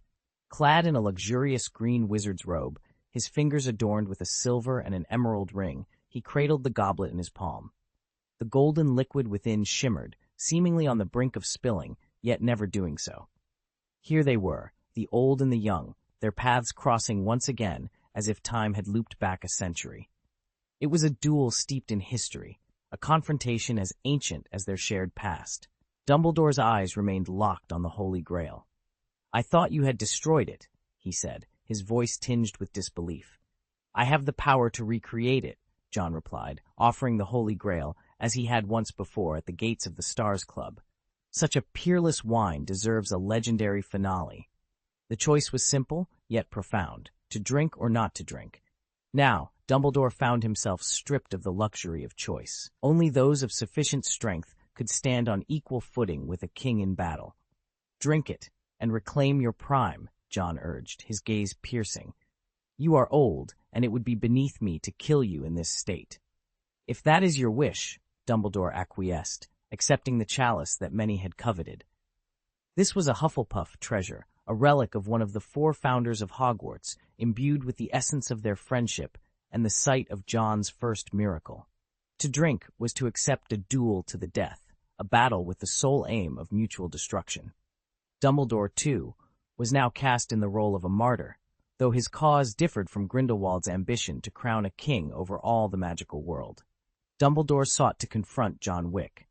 As the golden liquid brushed his lips, Dumbledore felt its peculiar taste, reminiscent of blood. Perhaps this Holy Grail indeed contained the blood of a deity, granting rejuvenation.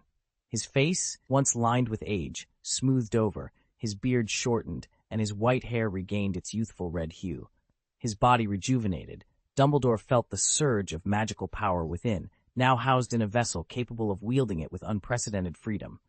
Now, Dumbledore stood in his prime, the greatest and most powerful wizard of his time. He discarded his glasses, no longer necessary for his restored vision. Facing this transformation, John accepted the Holy Grail back. "Take your wand, Dumbledore," he commanded, then turned to leave. "As I said, our battle will be witnessed by all." The stage for this monumental battle was set in Nurmengard, a place of significant meaning. The tower, once destroyed, now imprisoned Grindelwald again.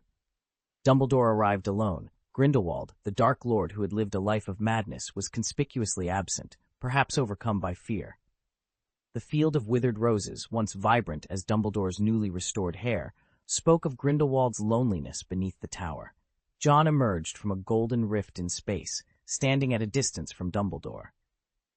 "I have gathered enough spectators for our battle," John declared calmly. Above, a castle loomed in the sky, witnessed by the ancient families and the Ministry of Magic. The stage was set for a battle that would be etched in the annals of magical history, a confrontation between the greatest wizards of their age. In the distance, a cruise ship appeared, far enough away to be a mere silhouette against the horizon. Mycroft, binoculars in hand, surveyed the scene with the precision of a strategist. For him, this was not just an adventure, it was a necessity. Surveillance images can never match the accuracy of direct observation, he mused. He thought of John Wick, a man he had only met 3 times, yet each encounter left him with a new impression. John Wick, if it were you, perhaps we should consider an alliance, Mycroft whispered to himself. He turned to the 7 members of his team, all former top agents, now brimming with anticipation. Assess the situation. Determine how many people will need to bring these wizards down, Mycroft commanded. This confrontation wasn't just a duel. It was a pivotal moment that could shape the future strategic direction of the United Kingdom. "Is that Dumbledore?" Lucius asked, squinting at the figure who bore little resemblance to the Dumbledore he knew, with none of the gray hair or long beard. The man looked far too young, younger than Lucius had ever seen him during his own school days. "It's him," confirmed the elder of the Gore family, a note of reverence in his voice. He had seen Dumbledore at this age during his own time at Hogwarts, a centenarian who had somehow reverted to the appearance of a man in his 50s. How did he manage it? Wondered the Bulgarian Minister of Magic, echoing the thoughts of many present. The International Confederation of Wizards had gathered to witness this momentous event. The outcome would determine the leadership and future direction of their world. Strength was a prerequisite for kingship, and if John could not defeat the reigning king, he would remain second best. "The Holy Grail," Ludwig, the castle's owner, murmured. "It grants rejuvenation." They had all seemingly forgotten about the Holy Grail that John had publicly destroyed, renouncing any claim to its power. But they overlooked the fact that John had been its creator, and the means to recreate it had always been within his grasp. In weakness, treasures can be a curse. In strength, they are a testament to one's greatness. Now, as John displayed his miraculous rejuvenation, it was clear that the Holy Grail was no longer an object of desire, but a symbol of his undeniable power and courage. Compared to the older Dumbledore, this younger version was not only stronger, but also possessed a wealth of experience and magical prowess. The stage was set for a duel between the greatest wizard of their time and his challenger. "Are you satisfied with this stage?" John asked, holding the old wand that thrummed with magical energy. Dumbledore surveyed the sky castle. "Is this your creation?" "No," John replied, shaking his head. "It's the work of the alchemy department." "You've been wasteful, Dumbledore," John chided. The first king had squandered opportunities to guide the world, allowing wizarding arrogance to flourish and educational standards to decline. "The world is improving," John countered, raising his wand in a gesture of respect, a dueling salute. "Oh, I taught him that!" Lockhart exclaimed, grabbing the arm of the person next to him, his face beaming with pride. The claim was met with skepticism. The truth of his statement was highly questionable. Lockhart, having once started the dueling club, could, in a roundabout way, share this teaching achievement with Snape and Voldemort. Nearby, Rita Skeeter was busy dictating notes to her quill. She planned to publish an article that would expose Lockhart's baseless claims. "Make sure to capture every moment," she instructed her team, determined to document the event for posterity. The heads of various magical schools were also present, their nerves on edge. Madame Maxime, clutching her handkerchief, had come to support John. Only Slughorn was absent, likely due to his preoccupations at the time of invitation. Intoxicated by mead, the wait for Slughorn to regain his senses might just push the headmaster towards a state of regret, possibly even contemplating resignation. In an interesting twist of fate, Dharma Alex, the head of the potion department, was also unaware of the unfolding events. His ignorance stemmed from staying up late to delve into his studies the night before. It's curious how often teachers and students seem to mirror each other's behaviors. Dumbledore, with a sense of solemnity, retrieved his wand. This wasn't just any wand, but one he had wielded in the past. With a respectful bow and salute, he signaled the commencement of the duel. As if on cue, 2 flames burst forth, soaring into the air. When they collided, the isolated island of Nurmengard was instantly engulfed in a sea of flames. From the midst of this inferno, a giant dragon made of golden flames emerged, its presence dominating the battlefield. With a series of swift and precise movements, Dumbledore wielded his wand with unmatched skill. The battle between the mightiest wizards had begun in earnest. As the duel unfolded, the intensity of their magic was palpable. Each spell cast by Dumbledore was met with a powerful counter from his opponent, creating a spectacle of magical prowess and determination. The air crackled with energy, and the ground trembled under the force of their spells. The island of Nurmengard, once a quiet and secluded place, was now the stage for a battle of epic proportions. The Golden Dragon, a manifestation of Dumbledore's formidable magic, soared through the air, its flames casting a brilliant light across the darkened sky. This was more than just a duel. It was a testament to the strength and will of two of the most powerful wizards of their time. As they continued to exchange spells, it became clear that this battle would be remembered as a defining moment in the history of magic.